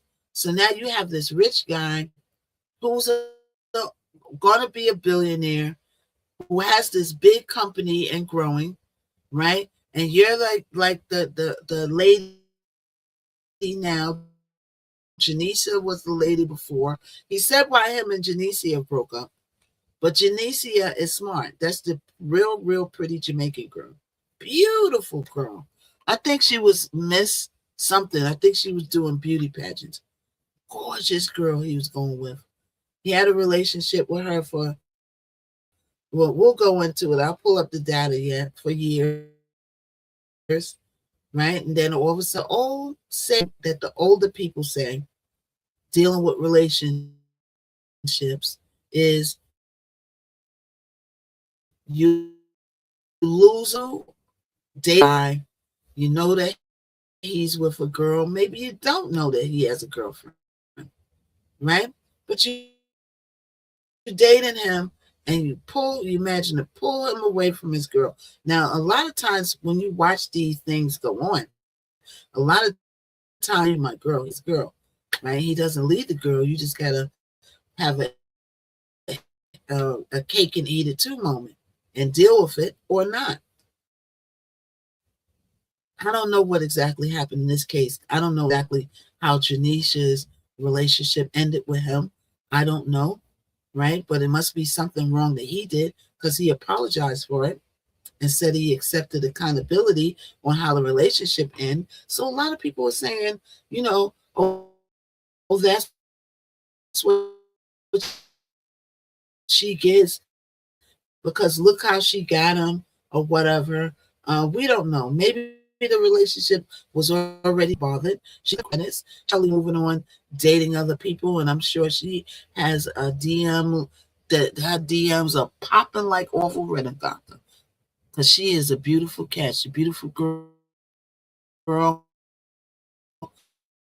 Smart want that, right?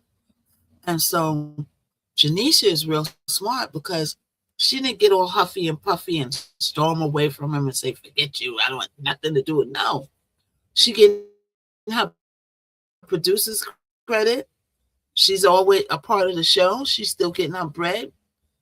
And that's a woman who's not, Janisha is a woman who's navigating her life because she knows this is her life isn't all about her and Lemmy's relationship. Her life is about her life and optimizing her planet on Earth. See, some people don't think about that. When they're wrapped up with another person, all they think about is that person. Some people forget themselves in a relationship.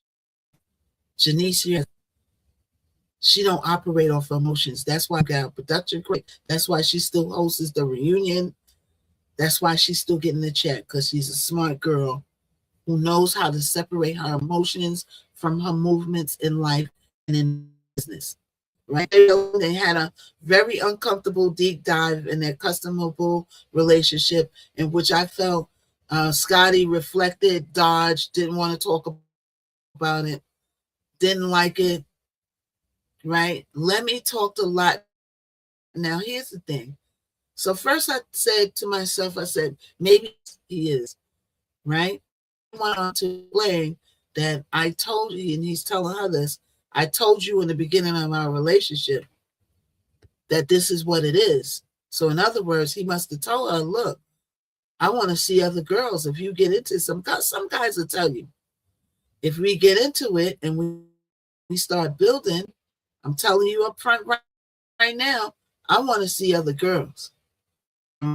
Be back soon, Ellie. All right. I want to see other girls. right? And you can either accept it and deal with it. If not, then I don't know what to tell you. So he said, you accepted it in the beginning. And then she said, yeah, but now the baby is in the picture. Once again, people think that a baby is going to change a man, and it never does. It actually makes the man worse. It actually makes. Now, Lemmy is most definitely a man that I could see that will always take care of his child.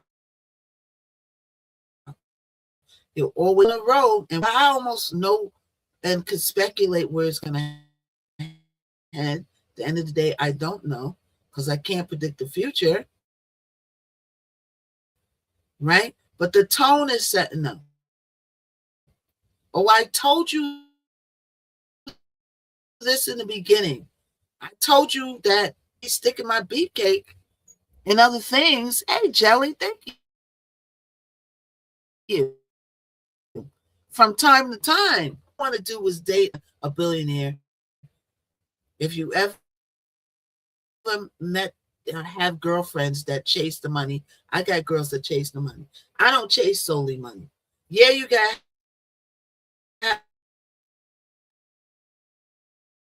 have your stuff together, money, because I know these guys with money are a-holes.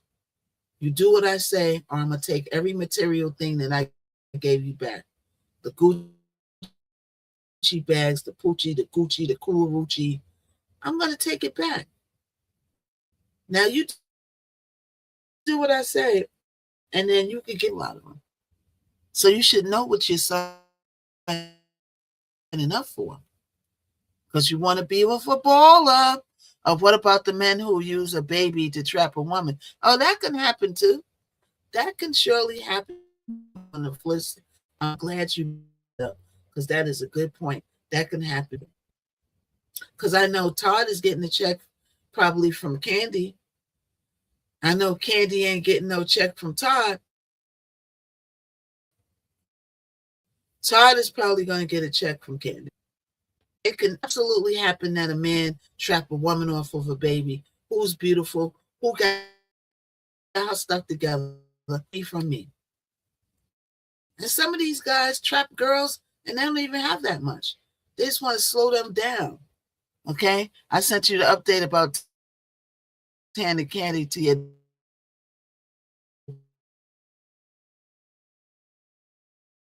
DM. Okay.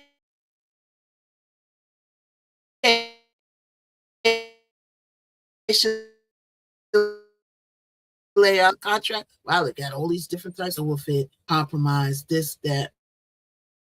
Ooh, ooh. So they took the trip to Thailand. She brought her friends along. Very generous. Scotty does have a brother. In the midst of this, her brother has dated 3 of her friends.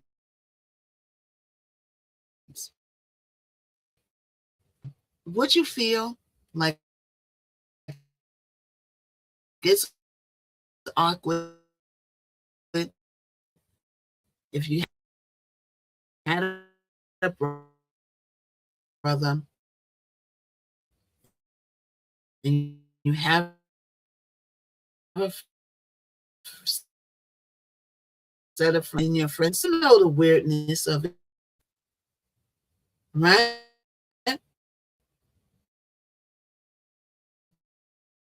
So, see joy mixed with that signature Zeus production flair.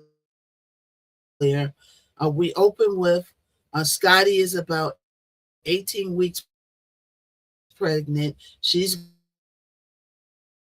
glowing in designer, following her every move. The look of Lemmy's daily life. Dr.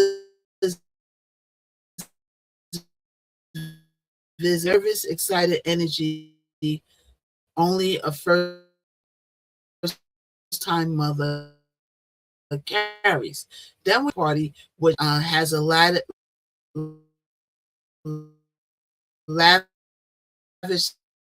setup. Numbers were there. Was there. Right?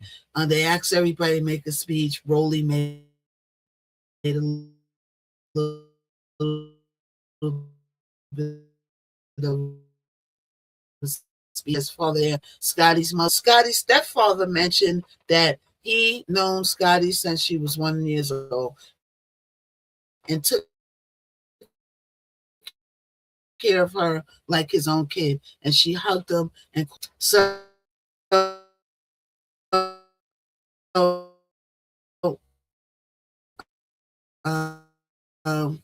so they popped the confetti, say, "Oh, I wanted to come out looking like me. I want a mini me." And then she said, "Well, I want a mini me too." Right? So she said, "I guess you got to wait till we have a boy to have." What she was kind of saying to him, right? Wait till you have a boy. Why do you want a girl to be? But the girl is the daddy's favorite, and vice versa. The boy gravitates to the mother. All right. So the mother said a prayer, as you know. Lemmy's mother, and as you know, the pastor's kids are what? Hell on wheels, ain't they? Who knows any pastor kids? Because the pastor kids I knew did everything under the book before we even thought about doing it.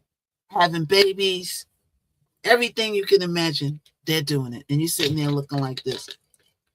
You were the pastor's kid?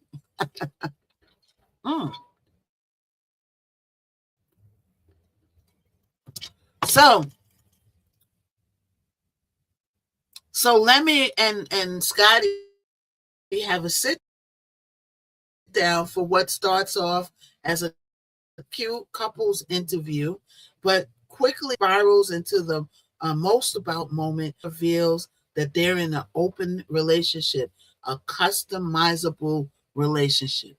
I was yesterday years old when I found out that there is such a thing called a customizable relationship, right? So Scotty, she's the bottom chick. She's the main chick. Yes, he said it on camera. And he explains how they always had an understanding where outside connections were allowed. Now, he did say this in the episode when she started to deflect, deny, saying she don't want to. Did she play along with him pulling that? Because he said that he put this on the table when they first dated. This man likes open relationships, and that's no matter how pretty you are. You could be the walking Beyonce, walking / Janet Jackson / in a prime / everything beautiful you could think of. But a guy who has an unstable beefcake, care about that. That is not what floats his boat. What floats his boat is variety. He wants a variety. You know what I'm saying? He wants a variety. He don't want just Scotty. He wants Scotty, Tanisha, Tracy, Ellen, Andrea, Becky, Betty, Suey, Dewey, Huey. He wants everything. You cannot expect to change a man like that. And he will remain like that. Now, maybe she thought in her mind that she will be the one pussy to turn this man out to the point where that's the only pussy that he wants. What's up, SP? Every coming on in. We talking about Lemmy from his new show with his baby mama called Scotty with the Baby. What's up, SP? Right? And we're talking about all the happenings that happened. I'm giving you my review of it. And we're up to the part where he's discussing that they have a customizable relationship. That BS. You tapping out on that BS? Yeah. I don't know. Let's pose the question to you guys. If you met a guy, you really like him a lot, right? And the guy tells you, or it could be a girl, that if you really like girls, they want to throw that you around too. Girls be wanting a customizable relationship these days too, because they want to throw it all around until it sizzles and fries and burns up and disintegrates. All right? I like you a lot. Ooh, I like you. You all this and all that in a bag of chips. But I still want to see other women. I don't want to be in a traditional relationship. Now, if you're still game, then come on right on the board. Get on the choo-choo train. Choo-choo. If you're not, this is where we're going to part ways. And I feel like, and it's giving, and I don't know, because everything's all a legend, but it's given that she accepted that at the moment with premeditated thoughts in her mind that later on down the road, when she get the sparks flying out of her pussy, a rude, and I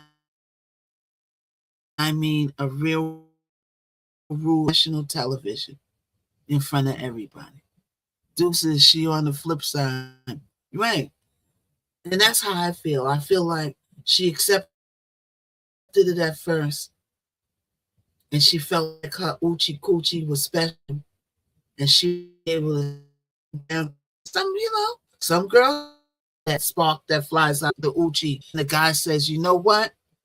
Okay, no thanks. I'll pass, right? I'll pass too. That'll be a hard no for me. Especially at this point in life. Now, when you're young and dumb, then hey, you're liable to do anything. All right, whatever. But when you get older in life and then there's babies involved, I don't know. So Lemmy doesn't hold back. He's very firm in it. Now, here's the clincher. Here is the thing. I notice that he talks about on how she goes through his stuff. She goes through his phone. He jumps in the shower.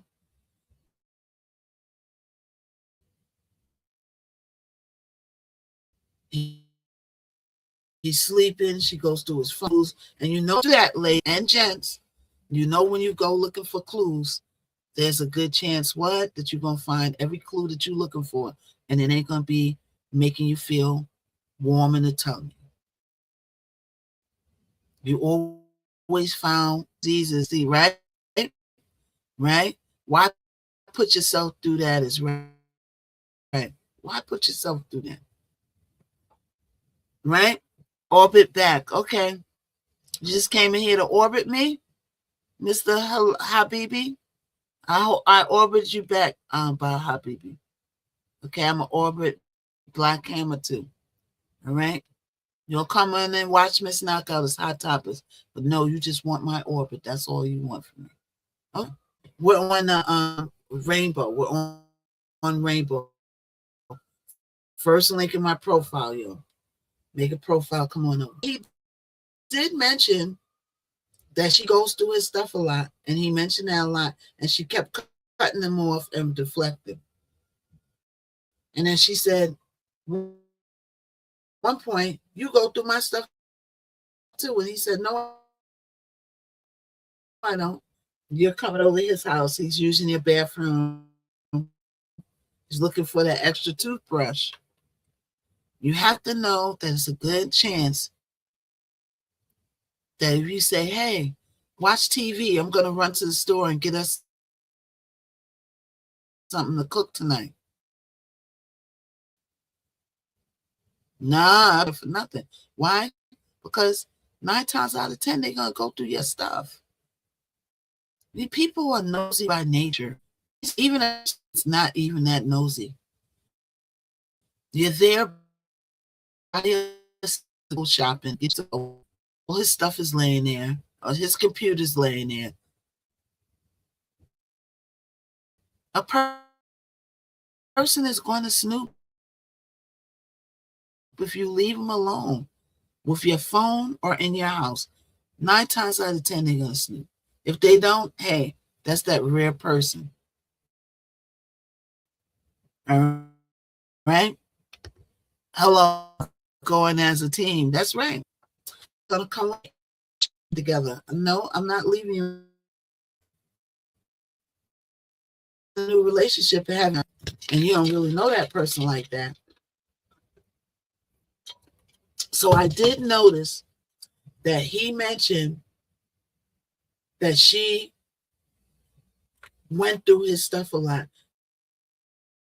And I felt driving him customizable relationship.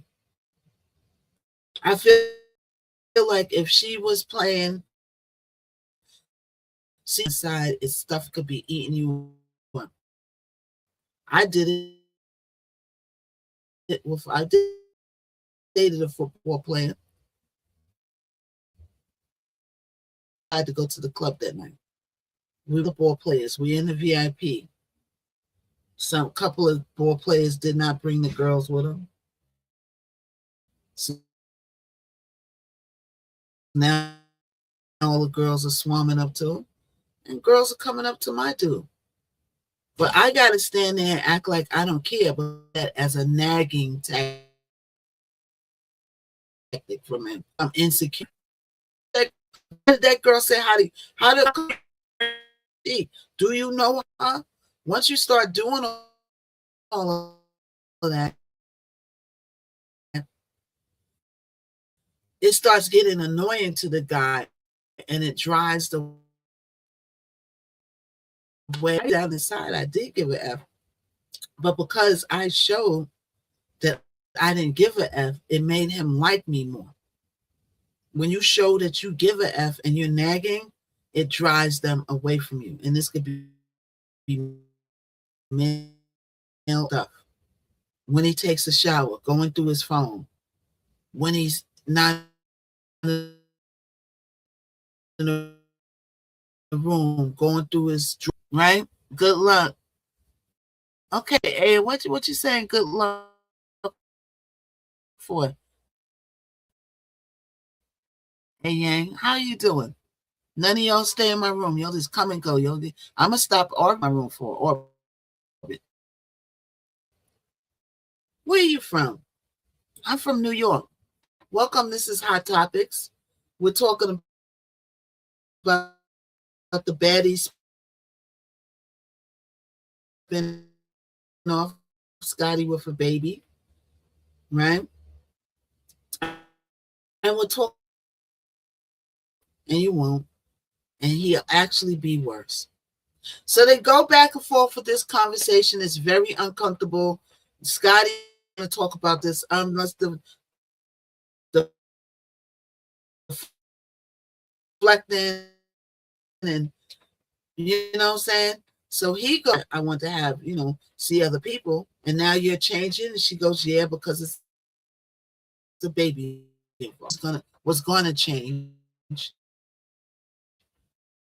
It's just a baby came in play, and you think that can be the wedge to actually change him, and it won't. And in my observations, it makes the man worse. It makes the man worse. Doesn't hold back.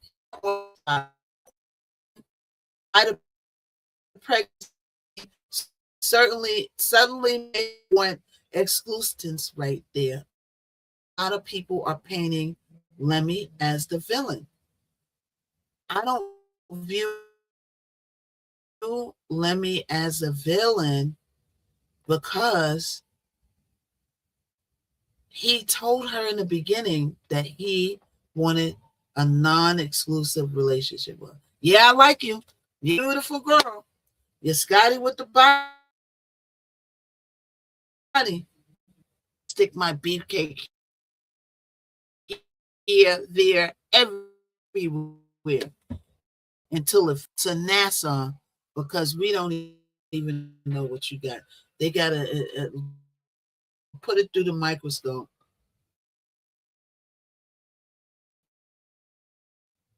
And see what the heck you got in the dating pool today. Who out there is dating today?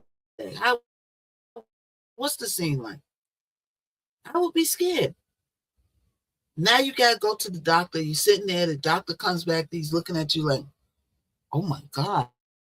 And you're like, what? What? Got a cold. You're sitting there and your heart's racing.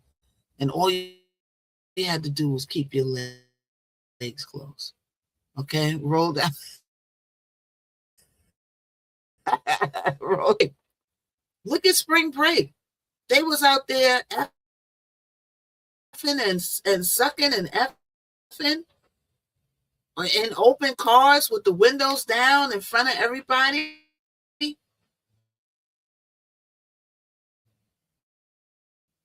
And then you go back home. The guy got to go to the doctor and put their finger up there, and you got a cough. And then the doctor, oh no. And you got to deal with it for the rest of your life. For years. Just reckless. They said 40,000 people came up with diseases going from spring break and counting. They had a big spring break thing in Texas. They have it in Florida. They have it all over. He puts her on the spot. Any question? Why all of a sudden now you're pregnant and now you want a relationship? Get Scotty, you're not going to be exclusive out of this guy. It's about nothing.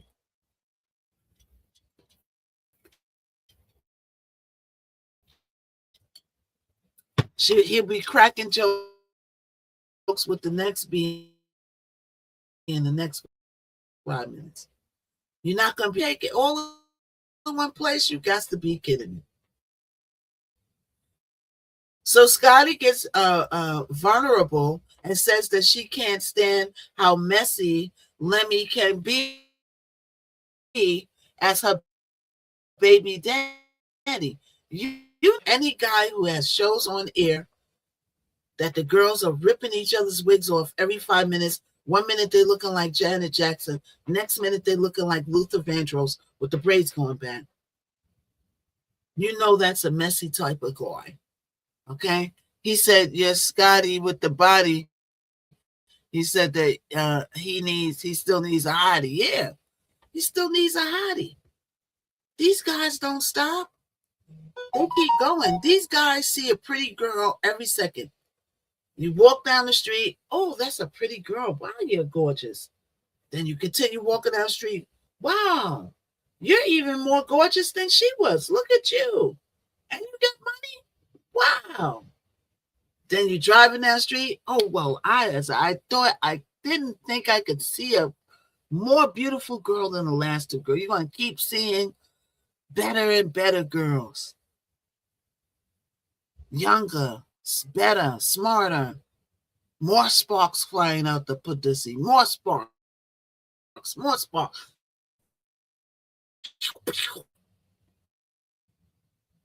He's not going to settle down until he's ready to settle down.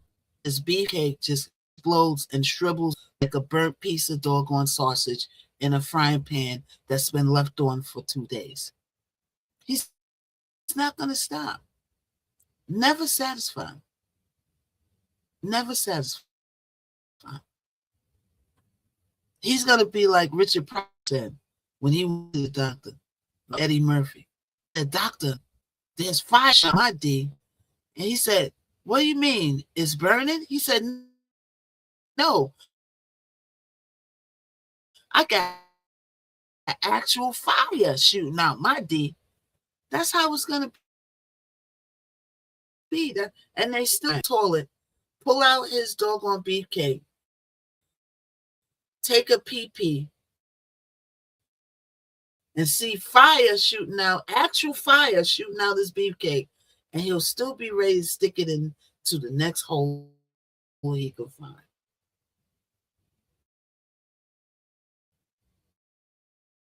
They just don't stop. So you will never tame him. You will never let him. That's gonna. He could have to be. Oh, that's the guy who used to own the network. You see all of them running around, gyrating all these older acts, getting booked now. Rome and Pleasure Peace and all these R&B groups. They're taking their shirt off and the bellies and see their feet. That's when he's gonna want to settle down. When that version. Can you imagine getting married to Chris Brown like 20 years later when he's 50? When and he just ain't the old mirror that he used to be, but you got him. He was Chris Brown in his prime, but now you got him. That's when he's gonna want to settle down. Belly's far that he can't see his feet, Scotty. That's when he's want to settle down. Now he's young, he's skinny. Let me make a hula hoop and a Cheerio. He's a prankster. He making that money. He's enjoying his life. He's in his prime. Then you come along. Good luck with that.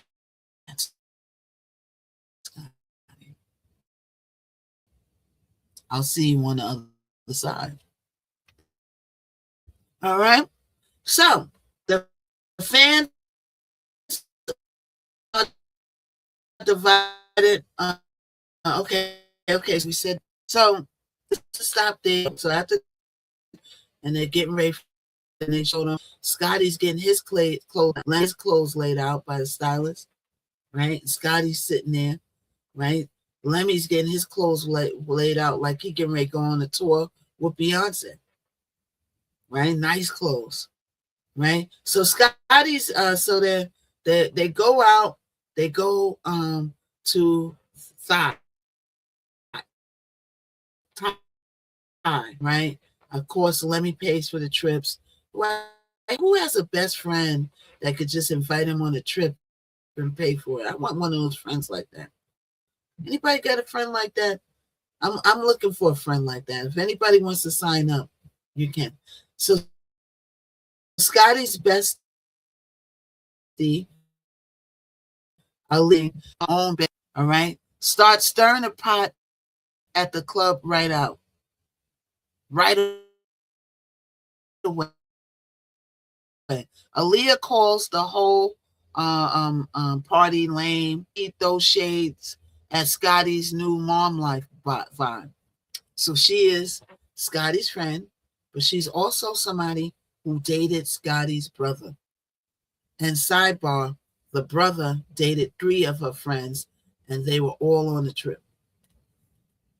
So this girl, Aaliyah, has a back and forth with the brother because they're not in a nice space. Right? So the girl calls the party the lamest in the U.S. and they correct it. It's in the world because we're in Thailand, girl. All right. And then Scotty comes in and checks her and says, "How dare you? You're disrespectful. Lemmy did a good job in planning and picking this." The club looked nice to me. Like, parties are what you make it. You go to these parties in other countries, it's not going to be like you in New York or Cali or Atlanta. You got to make the party. Y'all turn up, right? Forget what these other people's doing. The party had a nice atmosphere. So Scott's brother to the girls and a couple of girls, right? And you see, was Aaliyah on Baddies already, yo? Was Aaliyah on Baddies? Yeah, no. So, Lemmy is in the background trying to play peacemaker because they all start going back and forth because Scotty, she's like, let me pay for everything. You're ungrateful. The brother's saying she's ungrateful, but it only highlights how his main chick comments from earlier are still hanging in the air. The viewers lose it in the comments. Aaliyah really tried to ruin the baby moon. Scotty checked her real quick. That's growth from the baddies days. I don't know. Another real person story trend is a group of pregnant TikTok moms started a whole stitch trend recreating the Thailand scene, saying this is why I don't bring messy friends on baby moon. But for the baby, right? In the midst of them having the reveal, and after the wedding ceremony, what do we have? We have the honeymoon because it's the baby honeymoon to the gender reveal. I know. It's us poor people have to put in. We go back. We have home. We don't go for when that is paying. The list goes on. But they had a baby moon. Very bougie. Right? So throughout the full hour, the show keeps cutting. How mother is already shifting her priorities. Let me opening up a little about stepping into fatherhood while running an empire. But the undercurrent is constant. Is the relationship authentic, or is it all for the cameras? Multiple reviewers on Instagram and YouTube pointed out that Lemmy school acting. Well, Lemmy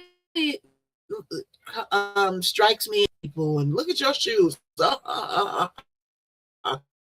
They're apple turnovers. Look at your hair. Like he's a jokester like that, right? And she's like a billionaire, owner of a network, and she's coming into the realization that she cannot tame him into liking one girl. And that's going to be, I feel, looming over the air in each episode of this show. I believe that they're chronicling it till she gives birth, right? Are they crying? When does Scotty do?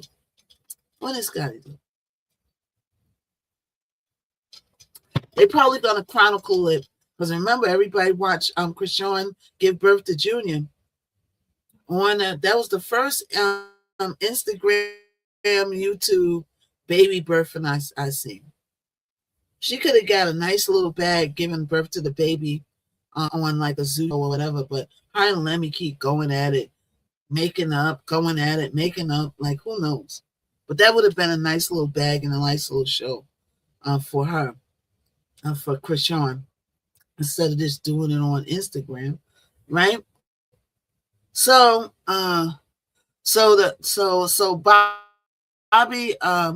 Bobby Lights is there. He's all over. He's his own show spinoff because he keeps inserting himself into Scotty's circle. All right. And the episode ends with a mix of hope and cliffhanger energy. Scotty's glowing with all the ultrasounds. Peter's Lemmy talking future plans, but just the customizable relationship future plans, right? So yeah, we're gonna have future plans, but there's other people that's gonna be involved in my plans. Now I wonder, in this customizable relationship, I wonder, is Scotty able to see other men? Because in these relationships like that, the guy could go off and do whatever. His beefcake could go out there and explode. But the moment the girl goes and wants to mess around, it's bad. Is that how it usually goes? And me growing up, watching in the neighborhood, we watch women date married men, right? He would leave his wife home. He would come to the bar. He would spend his time with like he's the girlfriend of another woman in the bar. Then he would go back home to his wife because that's not really his woman. And you're the girlfriend inside the bar in this car, go home to his wife and sleeps in the bed with her. How does that make you feel? Because I feel like some women just don't care about that. They don't care. There's so many men out here, and such good choices too. How come you can't get your own man? Because we want what somebody else got. Somebody else get a bag of potato chips. Why do they, when you ask, oh, could I have some? Their potato chips taste better than your bags taste regular. Do y'all notice that? When you go buy a bag of potato chips, it just tastes like regular potato chips. Good, don't it? Don't it taste so good? And that's how it is with these men and these women. Nobody don't want nobody. She was looking regular until she got with Bobo down in 2F. Now she looking like, ooh, she looking like a snack because she with another man. No, only if your man is food. Right? So I feel like Lemmy should have his own spinoff on running that company. But I don't know. That might get too complicated for him. All right? So, yeah. No. I don't know. You got to catch it. I'm going to wait till the second review. I'll probably clip this and put it up on YouTube as a review. I don't feel like I feel like Scotty didn't really want to fight on Baddies, but I feel like Scotty, she really wanted to be on Baddies,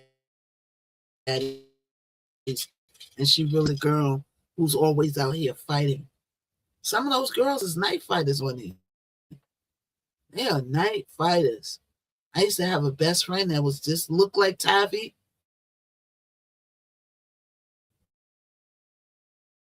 And for those girls, yeah, they're fighting, but they're also smart. But we don't get to see that side of them. That's if I was them, that's the side I would show on social media. Yeah, I'm on here fighting, but look, this is also girls are just all about fighting. I feel like a lot of them are smart. They're just doing what they got to do on this network that calls for them to fight so that they can sustain the check. They pay them good. Looks like they pay them. Things like a very nice girl to me. She seems like she's sweet. She seems like she makes and is a good friend,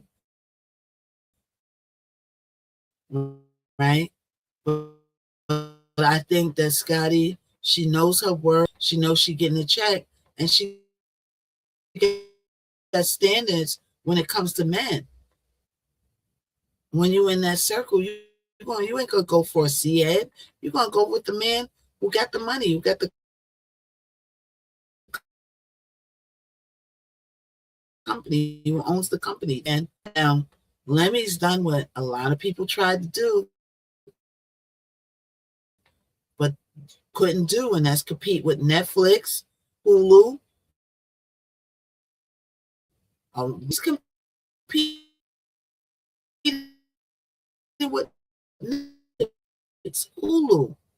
And so because he is one of the only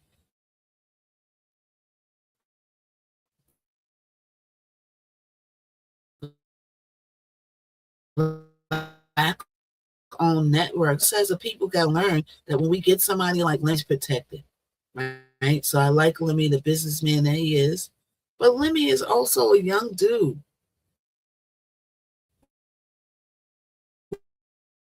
Who's in a company, got all these employees. He's the boss. He ain't ready to settle down. He trying to stick his beefcake in a few more areas. Yeah, took a break and found himself. And that way you can mess with all the beefcake that you want. But I feel like he wanted his cake to eat it too. I feel like he's really attracted to Scotty. She's a beautiful girl. Really attracted to her, right? He's seen that slice of that big old cake, and then he's like, he can't shake it out of his mind that he wants the other cake too. He can't get it out of his mind. I don't want this slice of cake alone. I want multiple slices of cake. You, Scotty, and you better get in nonchalant mode. Otherwise, you're gonna nag him away from you. And going through their Instagram DMs, they do not like that, and it's gonna drive them away from you. Right? And that's it. So the moral of the story is, you can't change a man by having a baby.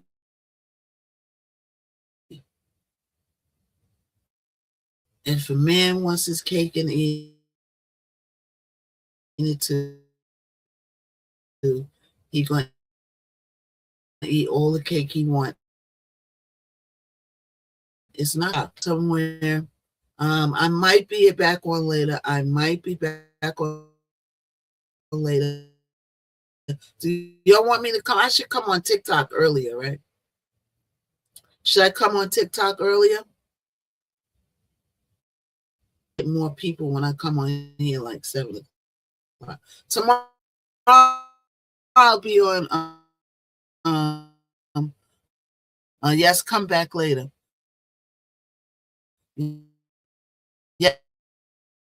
Yes. Early is good. Yeah. I need to come on. See, I got to 10:30, then I got to do hot topic. So earlier too. Let me see if I could change the time. At least that's 4 a.m. for me. Oh, okay. So I should come on like what? Like 9? On like 9 is good. 9, 8, 7, 6. That's 6 a.m. But you know, I usually stay on all day. It's just that we got this trip coming up on Friday where I'm going to Atlantic City, and we got to get ready for it. And I got some appointments, but I'm going to try to come back on later. All right, errands, and then I'm going to try to come back. All right. But that was my recap on the war, and that was my recap on Scotty with the baby, aka Scotty with the body. All right. I like both of those guys. Those I like Scotty and I like Lemmy. Yeah, I like both of them. They both doing their thing. But I'll just review the show. My music's on Baddies. All right, you can check Knock 'Em Out on Baddies USA. And my song, Spin My Song, Knockout Coming with the Heat. Join the Discord. All right. And I'll try to come back on later. All right. It's the Missknockout show on the airwaves. So like, if I share, if I bless, if I the flow. It's the Missknockout show. Now you already know. Hot topics, music, info, and more. If you ain't tapped in, what you came here for? KO got the vibe, that's a full takeover. From beast to biz talk, yeah, the queen stay in clover. Trending every lane, I'm the glow you can't block. When I drop gems, whole chat go shock. We don't do brokeify, now we amplify. Stay blessified, let the energy fly. Hit that happify, keep it all in the flow. Cause it's the Missknockout show. Knockout show, hot topics, beats and the glow. You rockin' with Missknockout. Let's go. Amplify, sharify, blessify, giftify, terrify, blessify, terrify, let's fuck.